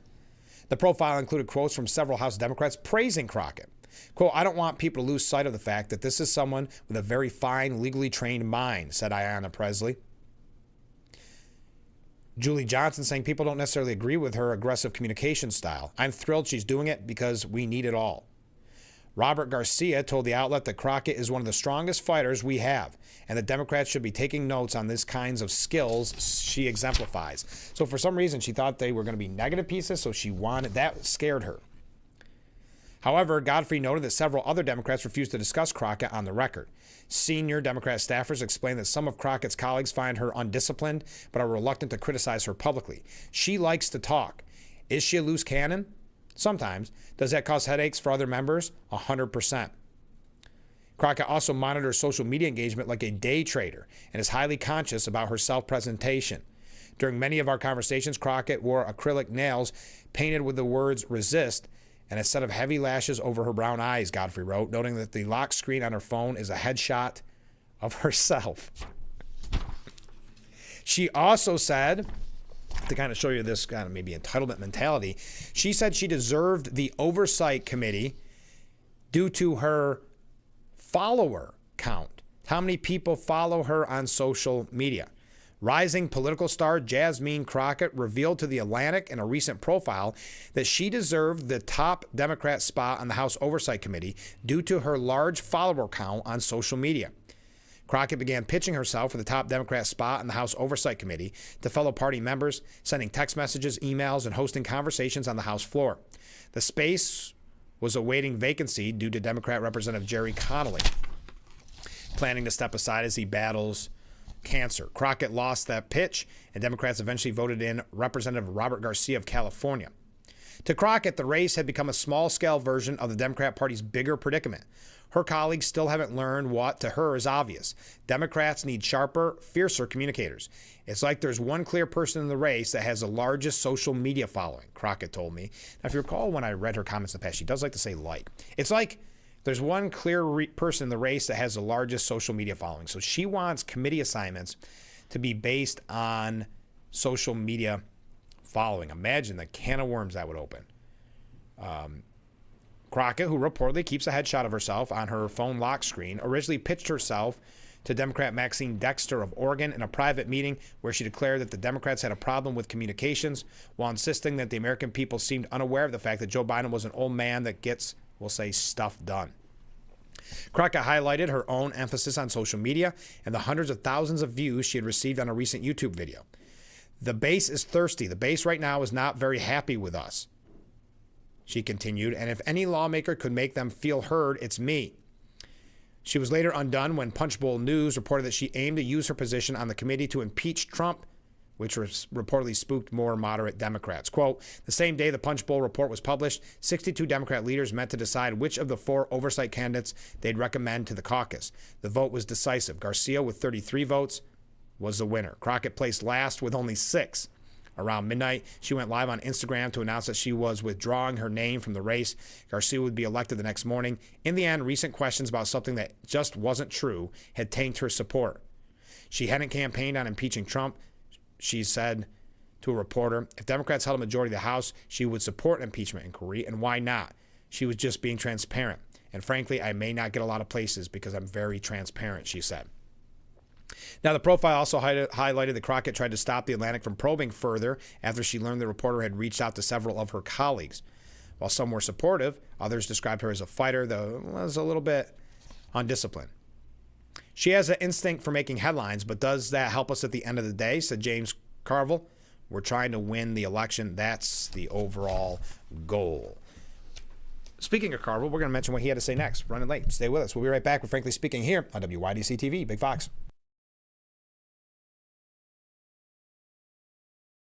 When you're online, don't forget to visit our Facebook page at Big Fox News. Catch up on news from the Twin Tiers. Vote on the daily question and hear about local events. All on Facebook.com/Big Fox News. Confidence isn't given, it's built. One choice, one moment, one step at a time. How you feel is how you play. It starts with a click. Invisalign. Is this your mom? Yes. And that's your dad? Nope. I'm the father. Even if you're the father, you're lying. My family does not like my boyfriend. Solid family. I've had enough of this. I'm not your mommy. Now you're just talking crazy. Don't do that. I'm not your auntie, I'm your mother. Can't cross mama and come in here and get treated nice. Your case is dismissed and so are you. We've had so many wonderful memories as a family. Dropping Shelly off at school. I prayed he wouldn't get stuffed in a gym bag. Missy might have been the one in Little League. I'm asking the Lord to watch over my little girl. Well, while you're at it, ask him for a win. I got money on this. But Georgie is the one who threw us the real curveball. I got a girl pregnant. Oh, no. Are you kidding me? We may not be perfect, but to me, we have the perfect family. In Albany, Buffalo, was born. Nearly 500 kilos of cocaine has been seized in a bust. Thousands lined the pier at Seneca Harbor. Race weekend brought thousands to Watkins Glen International. Hundreds and Horseheads joined other cities around the country on Saturday for the No Kings protest. Day one of the National Glider Competition, severe flooding has caused major disruptions in parts of Steuben County. Throughout the year, prison reform has become a priority around New York State.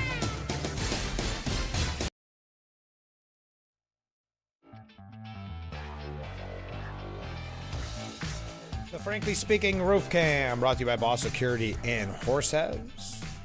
Contact them today for all your business and home security needs. We are back broadcasting live from the Hesselson studio. And let's go to, this is perfect because I'm running a little bit late. We'll go to viewer comments in this segment. This segment brought to you by Steuben Senior Services Fund, empowering seniors to stay at home. The left's greatest mind. The Democrat leader is Congresswoman Jasmine Crockett, the left's finest political mind. Now, Crockett says she deserved the top Democrat spot in the House Oversight Committee due to the number of followers on her social media. Yes, I'm sorry. I beat you to the punch on that one. I apologize. I didn't realize that's what it said. Okay. I believe that Crockett, this is a different viewer, I believe that Crockett has been exposed as a bigot, so how could someone like her be involved with enforcing the law? Fair question. Coming from a different viewer. When speaking about Crockett, please tell us about all the legislation she has done to make America great again. I think I kind of have. By not saying anything. All right, Ken writes in, Frank, wouldn't you love to have been a part of the meeting between the Democrat leadership and the dark money investors discussing what to do about natural gas and positioning themselves in renewable energy investments? It could have gone as follows. 1, let's make natural gas more costly by forcing consumers to pay for our gas connections to the mains for our mansions that are 1,000 feet off the road. No, that won't be painful enough to the consumer to make them all go electric. Let's eliminate the sharing of the cost of all connections to the natural gas mains. Okay, that's a start. Let's include it in this year's bill. It'll be more expensive for all new construction and get increased costs started this year, but still not enough to make them all go electric. Since in the long run, natural gas is still much more economical, we need to do much more. 3, let's pass a law that flat out bans the use of natural gas in all new construction of buildings 5 stories and under, starting next year. Brilliant. That will force the peasants to go all electric while not impacting our personal, larger construction projects that give us some time to get our investments in the renewable energy sector in place. I believe it probably did go something like that, Ken. Thank you very much. So Carville, we were just talking about Jasmine Crockett being the leader of the Democrat Party, or AOC, potentially being the next presidential candidate for the Democrat Party.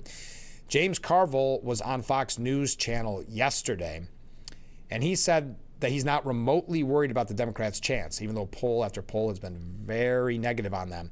He says they have a bucket load of talent. Well, look, I've been very critical of the party. I've called it a bunch of bad names, even in the New York Times. But Virginia cometh, okay, and that's good. And that will the Democrats don't like the party because we're losing. He knows a lot about how to evaluate athletic talent. I think Carl could agree with that. There's a ton of Democrat political talent waiting in the wings for 2028. I'm not remotely worried about that. Not remotely. I think Virginia is going to be big. Spanberger is going to win by 10 or more. I don't think there's any doubt about that. I think that the hand-wringing, while I agree to the image of the party, is at an all-time low. There's a bucket load of talent coming online, and I don't think people quite realize how deep our bench actually is. I think it's an extraordinarily deep bench. Your thoughts? Now, who was it that wrote this? Because it kind of ties in with what we've been saying. But the concept is, as they're looking for a new leader, Democrats want a makeover. But instead, they got Marxism and Molotov cocktails. And this is in reference to the protests, and this is in reference to Mamdani, in New York, and the Jasmine Crockett's and the AOCs. Corporate media and D.C. careerists will pretend these protesters don't represent the party. They'll try to repackage the fury in the streets as civic activism, but we won't let them. We'll keep exposing the ties. We'll name the names, and we'll make sure every Democrat trying to rebrand ahead of 2028 wears the consequences of these alliances around their neck. All right. Well, speaking of that, we always talk about the old tried and true tactics, and that's what it seems like we're learning here. Maryland Democrats have staged a sit-in after being denied entry into a Baltimore ICE facility. Guess who? Chris Van Hollen's right in the mix. Of course he is. And Angela also Brooks, along with Representative Glenn Ivey, Sarah Elfreth, Quasi Mafume, and Johnny Olzisker Jr. were seen sitting on the floor outside of a door with a sign that read ERO Baltimore office after they were prevented from conducting an oversight visit at the building. I joined Team Maryland in conducting oversight on the ICE facility in Baltimore. We were denied entry. The fear we are all feeling will pass, but the shame that our country will carry as a result of this conduct will last generations, wrote also Brooke. So good to see. I don't know if they did any chants besides their sit-in. Those two seem to go hand in hand. They're normally the same chants we've been hearing since the Vietnam protests. Now, how do we want to go here? We got to take a break. We'll read your comments. There's an interesting, we've been talking about the media and the media bias for so long. Former CBS anchor Connie Chung said that this Paramount merger marks the end of the network and honest journalism. That's the merger. That's the end of Stephen Colbert's show. I fear the end of CBS as I knew it. CBS was always a standalone network. It was autonomous. The news division was autonomous, and it was always unencumbered by pressures from politicians, including presidents, and unencumbered by bean counters. But now I can see very clearly that the days that I remember are long gone. Honest, unbiased, fact-checked journalism is being tainted, and those who practice that journalism, like Edward R. Murrow and Walter Cronkite, that kind of journalism has disappeared. I also fear that gone are the days of Frank Stanton, who was the president of CBS, who defended the rights of the journalism, the First Amendment, the Fourth Estate before Congress, and he represented all journalists in that way. She said, tainted by greed, there's tainted journalism involved. They've lost their credibility. To present it as kind of rewriting history there, that they were so unbiased and so even-keeled is laughable at face value. But that's the message they're trying to send, and that this merger is going to end that. We also learned, where was it? The Washington fact checker, remember when that was such a big thing, especially in Trump's first term? The Washington Post fact checker, Glenn Kessler, did take a buyout after nearly 3 decades, and the paper has no replacement. After more than 27 years at the Washington Post, including almost 15 as the fact checker, I'll be leaving on July 31st having taken a buyout. Much as I would have loved to keep scrutinizing politicians in Washington, especially in this era, the financial considerations were impossible to dismiss. He said he wrote or edited more than 3,000 fact checks as editor-in-chief writer of the Fact Checker. When he says scrutinizing politicians, that was only politicians of one political party. Just to show you a little bit more of the media not learning their lesson in this, the USA Today put out a piece. Scotland trip shows Trump's mental decline in real time. Now, why I think this is interesting, it's hard to listen to journalists, quote-unquote journalists, report on a president's supposed mental health when we know for 4 years they fought you tooth and nail if you ask them to do a little reporting on Biden's mental acuity. Trump's mental decline is on vivid display as he rages about Epstein and windmills.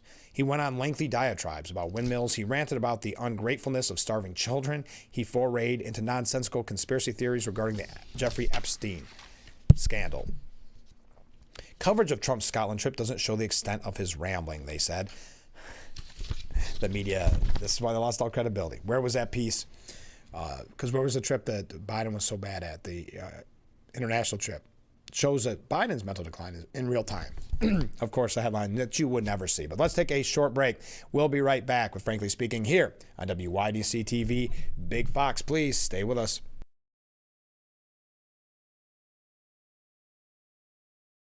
Attention, Elmeron may lead to vision loss. If you have suffered vision problems after taking Elmeron to treat bladder pain, call the Hearn Law Firm.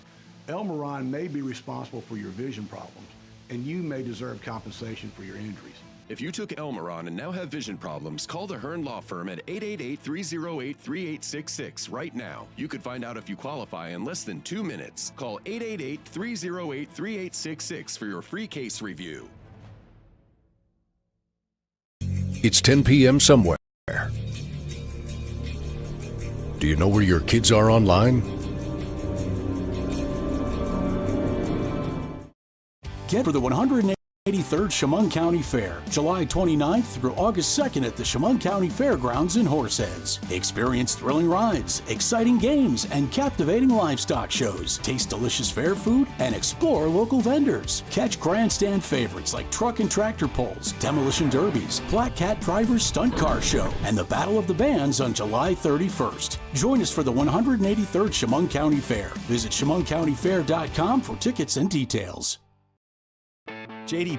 Power has ranked Nissan #1 in new vehicle quality among mainstream brands. And to celebrate, you can now get in one of these award-winning SUVs with 0% APR for 60 months. The all-new turbocharged Nissan Murano, the rugged Nissan Pathfinder, and the best-selling Nissan Rogue. Visit Nissan today and drive away in an award-winning SUV. Now get 0% APR for 60 months on select popular models, or get a low $239 per month lease on Rogue. You're what Big Fox, WYDC TV, Elmira Corning. When you're online, don't forget to visit our Facebook page at Big Fox News. Catch up on news from the Twin Tiers and hear about local events. All on Facebook.com/Big Fox News.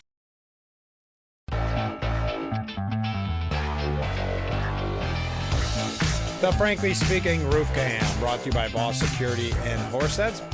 Contact them today for all your business and home security needs. We are back broadcasting live from the Hesselson studio, and a viewer writes in because James Carville had said that he's not worried about the Democrat Party, even though polling numbers are really low. He says there is a bucket load of new talent, and this viewer writes in, bucket load of talent must be a very small bucket. Thank you very much. So the Trump trade deals are, as normally the case, shocking the experts. If America's in the midst of a trade war, the question we have to ask is, are we tired of winning yet, says Daniel McCarthy. President Donald Trump reaps $50 billion tariff haul as the world chickens out, reads the Financial Times headline. Only China and Canada have retaliated against U.S. President's tariff war, its subhead added. In the Trump-dominated global economy, the U.S. gets plenty, but gives nothing in return, reads an article by Axios. Trump trade deals prove access to the U.S. still matters above all else. Populist publications have a different take on Trump's spate of trade victories. Trump's trade deal bloc, let's call it the free world, now encompasses 57% of global GDP, 40% of total global trade in goods, and 18% of the world's population, according to John Carney. The president has only been in office 6 months, and his tariffs haven't even been in place that long, but already the results are undeniable. At a time when there otherwise seems to be no end to federal deficits, Trump's trade policy puts the federal government in the black for the month of June, with a $27 billion surplus, and as it happens, about $27 billion in tariff revenue. It's one thing that Trump so often surprises political opponents who underestimate him at election time and can't understand the root of his appeal. What's more remarkable is Trump seems to defy the very laws of economics, or rather the laws as laid down by the economists. Other social sciences have lately lost credibility thanks to a republication crisis that shows how the results reported in leading journalism of psychology and other fields all too often fail to be repeated when experiments are conducted anew and data is re-examined. Will the economics profession, whose mainstream is fervently in favor of free trade and is convinced tariffs are madness, face a similar reckoning for getting this test wrong? Trump can do things the economists say can't be done because he approaches trade the way he conducts his real estate business. It's a negotiation, and leverage is what counts. Precisely because the United States has such an enormous trade deficit with the rest of the world, amounting to more than $918 billion last year, other nations depend on access to our market as an outlet for their goods. The size and wealth of the American consumer base is unmatchable, and countries that get cut off from it can easily make up the difference by selling more goods and services somewhere else. Whole industries in Europe and Asia would collapse without access to the American consumer. Trump is willing to give them access for a price. It means more jobs and more goods, more money in Americans' pockets, and more stock on the shelves, which keep prices down. There's risk in all of this, but the upside opportunity is much greater, as entrepreneurs here and abroad recognize. For the European, it's a no-brainer. The American market is so rife with profit possibilities that a 15% access fee is a very modest cost of doing business. American businesses should recognize their opportunity as well. They're native to a market the entire world is desperate to be in, and they should use that advantage to the fullest, investing at home and making the sales that foreign firms are so eager to make them. In this trade war, all Americans are winning, except perhaps the overeducated prisoners of the ivory tower. Jim Cramer was so excited about the great economy that he actually cursed. He sounded like Hunter Biden on CNBC. Our biggest problem is that we have so much growth that the Fed won't cut. What the blank, he said, instantly regretting it. Oh my goodness, I'm so sorry. I take it right back. That was my bad. But that's how excited he is about the boom. No, I just feel like enough with the rate cut and the economy's booming. Even Bill Maher, far left, quote unquote, comedian Bill Maher, admitting he was wrong about Trump on tariffs, saying just to take an example, tariffs. Now, I remember that I, along with probably most people, were saying at the beginning, by the 4th of July, the economy was going to be tanked by them. And I was kind of like, well, that seems right to me. But that didn't happen. It could happen tomorrow. I'm just saying that that's reality. So let's work first from the reality of that, not from I just hate Donald Trump, because that's boring and doesn't get us anywhere and leads you to dishonesty. The truth is, I don't know what his strategy is, but look, the stock market is at record highs. I also drive around. I don't see a country in a depression at all. I see people just out there living their lives. I would have thought, I've got to own it, that these tariffs were going to blanking sink this economy by this time, and they didn't. How do we deal with the fact? Because that's the fact. If I was good at predicting things, Hillary Clinton would have been the president in 2016, he said. All right. By the way, as an update, an extension of the U.S.-China tariff pause is likely, according to Commerce Secretary Howard Lutnick, that the Trump administration appears likely to extend a pause on tariffs with China as trade negotiations continue, while the South Koreans really, really want to get a deal done. They're talking right now, but the decision maker, of course, is President Trump. This again, Howard Lutnick, the Commerce Secretary. Washington and Beijing struck a deal in May to pause their raging trade war for 90 days, with the U.S. agreeing to drop its 145% tariff rate on most Chinese goods to 30%, while China lowered its rate to 10% from 125%. The truce is set to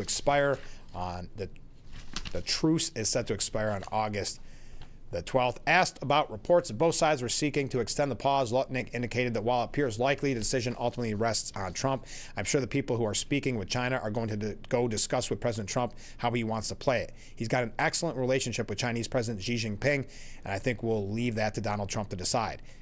Is that likely a likely outcome? Sure, it seems that way, but let's leave it to President Trump to decide. All right, we got to take a short break. We've got comments coming in. Keep them coming in because we're nearly wrapping up today's edition of Frankly Speaking. A couple of important updates that we'll get to. I know we've covered a lot of various topics this morning, so stay with us. We'll be right back with Frankly Speaking here on WYDC TV, Big Fox.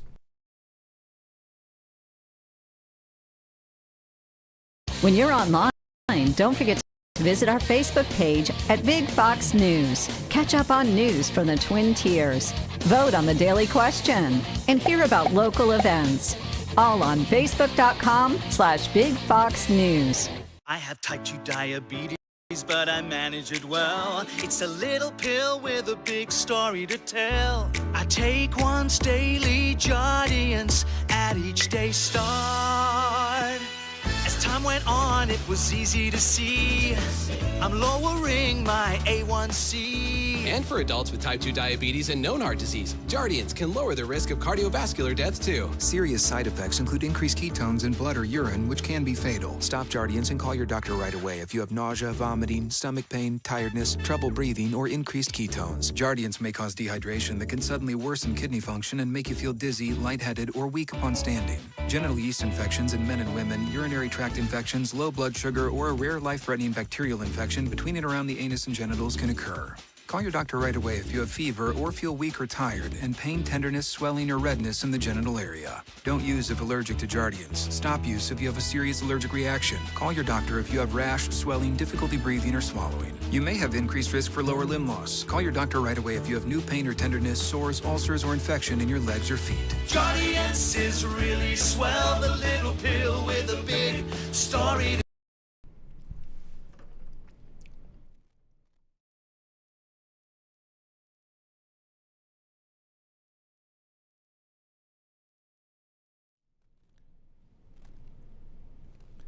The Frankly Speaking Roof Cam, brought to you by Boss Security in Horseheads. Contact them today for all your business and home security needs. We are back broadcasting live from the Hesselson studio here on Market Street in Corning. We actually had two very similar comments as we read viewer comments during the Student Senior Services Fund section of our program. But let's first start with Rick. Good morning, Frank. Well, good morning, Rick. Trump quote on Monday, there's real starvation in Gaza. Really? When did you figure that out, almighty wizard? Netanyahu says there is no starvation in Gaza. Really? That's the guy we support? He's a butcher. Get those kids over there something to eat and stop him from shooting at them when they want to get some food. Come on, world. Get with it. You are all way too late on this one. I got to skip a little bit ahead here, Rick. But get some food in there and distribute it with some coordination. These trucks pull in and people are crawling all over them like ants. Then only the strong get food. They need an international aid organization in there to manage the distribution so that everyone gets food. I wish there was something we could do. Then Trump changes the Russian peace deadline from 50 days to 10 to 12. 10 to 12 should be tomorrow. Get it over with. You figured out that Putin drops way more bombs and the more you rattle his chain. More sanctions won't help. It will just make things worse. Putin doesn't care about his people. Sanctions won't deter him. Nothing will. His eyes are focused firmly on the prize, and he won't stop till he gets them. Ain't stopping this one on your first day in office, Trump. Then the Epstein files. Well, I guess this won't come down to whether they can get Maxwell to lie and say Trump wasn't involved in the antics in the Epstein world. That buys her a pardon from Donald Trump. See how easy that was? Well, have a good one. Again, I still think you got to answer if you just come in with the assumption that Maxwell's going to lie. I mean, that's coming from any kind of negotiation of bad faith, of any good faith negotiation or conversation on it. But why, again, I think it's a fair question. I know you said last time it was a fair question, but then why if Trump's in it and was in this client list, why has this not been released before now? I think that is the biggest question. So then I mentioned that two people had brought this story to our attention. Ken writes in, did you see that an illegal immigrant was hired as a reserve police officer in Old Orchard Beach, Maine? He was caught by ICE when he illegally tried to purchase a personal firearm. Whoever hired him should also be charged with a crime. That's a good point, Ken. And like I said, we had two people, so this must be somewhat breaking, maybe coming in last night. According to Maine Wire, it was an attempted firearms purchase that led to the arrest of a Jamaican citizen who the town of Old Orchard Beach had hired as a police officer. This being reported by Fox News. John Luke Evans entered the U.S. legally in September of 2023, but overstayed his visa. According to ICE, he was due to return to Jamaica on October 1st of that year, but never boarded his flight home. Wow. We have a police department that was knowingly breaking the very law they are charged with enforcing in order to employ an illegal alien. ICE Boston will continue to prioritize public safety by arresting and removing criminal alien threats from our New England community. So thank you for bringing two of you bringing that to my attention. I do appreciate that. All right. Very interesting piece we're not going to have a chance to get to because it's got to take a break. But if you want to find it yourself, it's at Glenn H. Reynolds, who wrote it at the New York Post. He said how Trump is bursting the bureaucrats' D.C. bubble, one agency at a time. And it goes through what they're doing to kind of end this bureaucracy that we've talked so often about. Skyrocketing federal spending and unimpressive federal performance is all the proof we need that concentrating the bureaucracy in one metropolitan area hasn't done much for the rest of us. Let's try another approach. Make them live in the country that they want to govern. We got to take a short break. Stay with us. We'll be right back with Frankly Speaking. Wrapping things up. Get your last minute comments in. We'll be right back.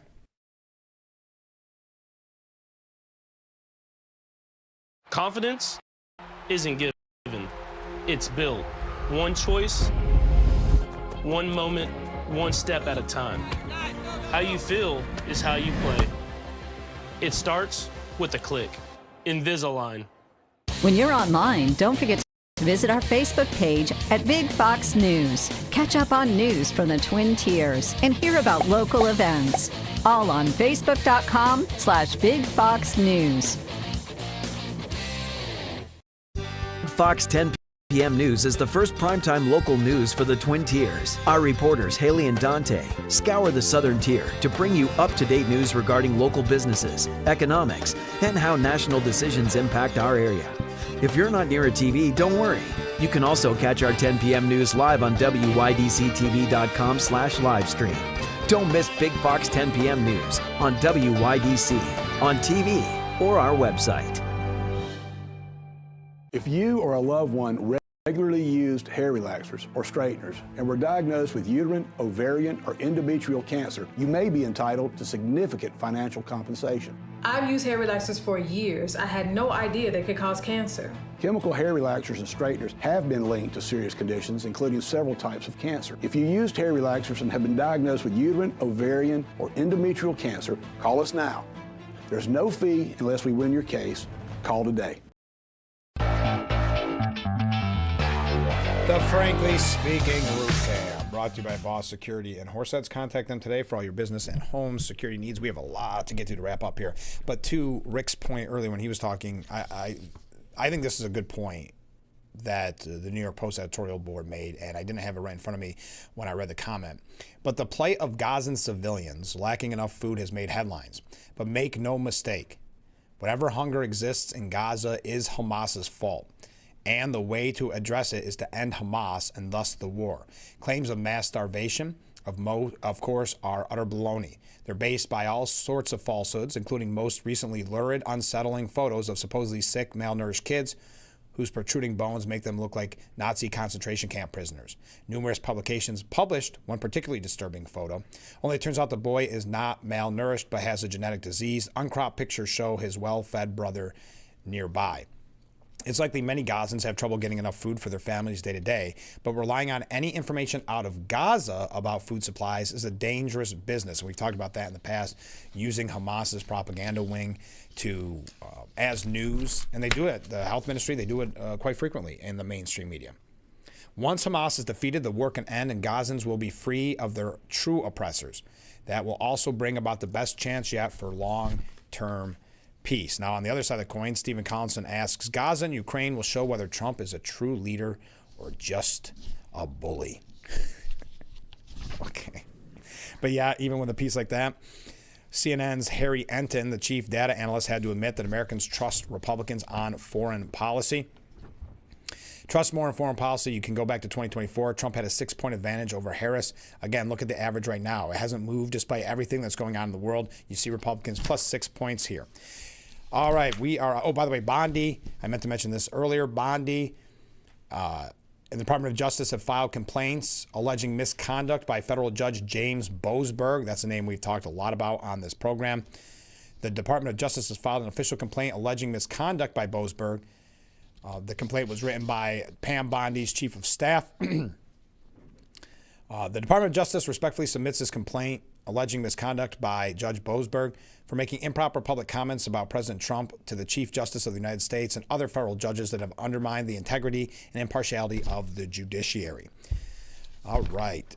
And there is a piece that, if you want to find it yourself, is at the New York Post, and it's Obama's bruised ego was behind the corrupt plot to bring down Trump. And we know the media is refusing to report on Tulsi Gabbard's fines, which comes as no surprise, but nonetheless frustrating. Well, that does it for us today. Thank you for all the comments. Thank you for all the waves. Had a lot of fun on this morning's broadcast. Well, you have fun every morning. Tomorrow we'll be talking with Tim Colpine. He's going to tell us about Elmira Impact Hockey returning. So we'll talk with him on, I believe, tomorrow's broadcast. And then later in the week, we're going to find out about Watkins Glen International. We got a busy week, so you'll just want to stay tuned every weekday morning, starting at 6 a.m. for Frankly Speaking. Only on WYDC TV, Big Fox. We will see you tomorrow morning, bright and early. I look forward to it already.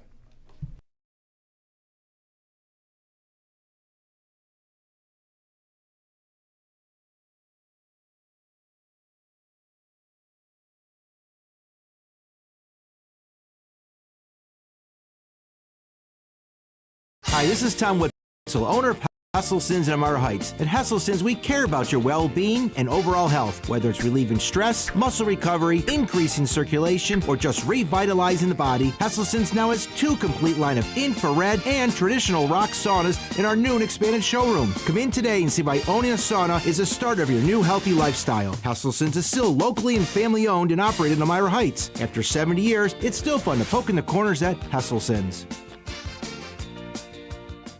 Stu Binley Office for the Aging will be hosting a public hearing on Thursday, September 18th at First Presbyterian Church in Bath. This hearing is to review the 2026 annual implementation plan for the Older Americans Act and the Steuben County Office for the Aging.